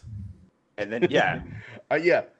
I really want you to say that you guys learned that from an automotive YouTube channel / social media. Like, just to be like, where'd you learn that fact? It's just like, oh, these guys over at Shifting Lanes. And then they go search us and they're like, what? It's just really confusing. Watch the clip and then look at it for themselves and be like, they were right. Well, damn it, I got to start watching this podcast. These guys are smart. There's a tree in the Midwest, not around water at all. I'll be like, do you know a shark would have never seen this? That's right. You know what predates this? Sharks. Sharks are just fossil in the Midwest. It's fine. I don't know if you just see their cartilage, Greg. How many fossilized sharks have you seen? Pretty sure sharks they are do still have shark fossils. Yes, they that is are. The exact they do opposite still have of my shark knees. Fossils very rarely. Yeah.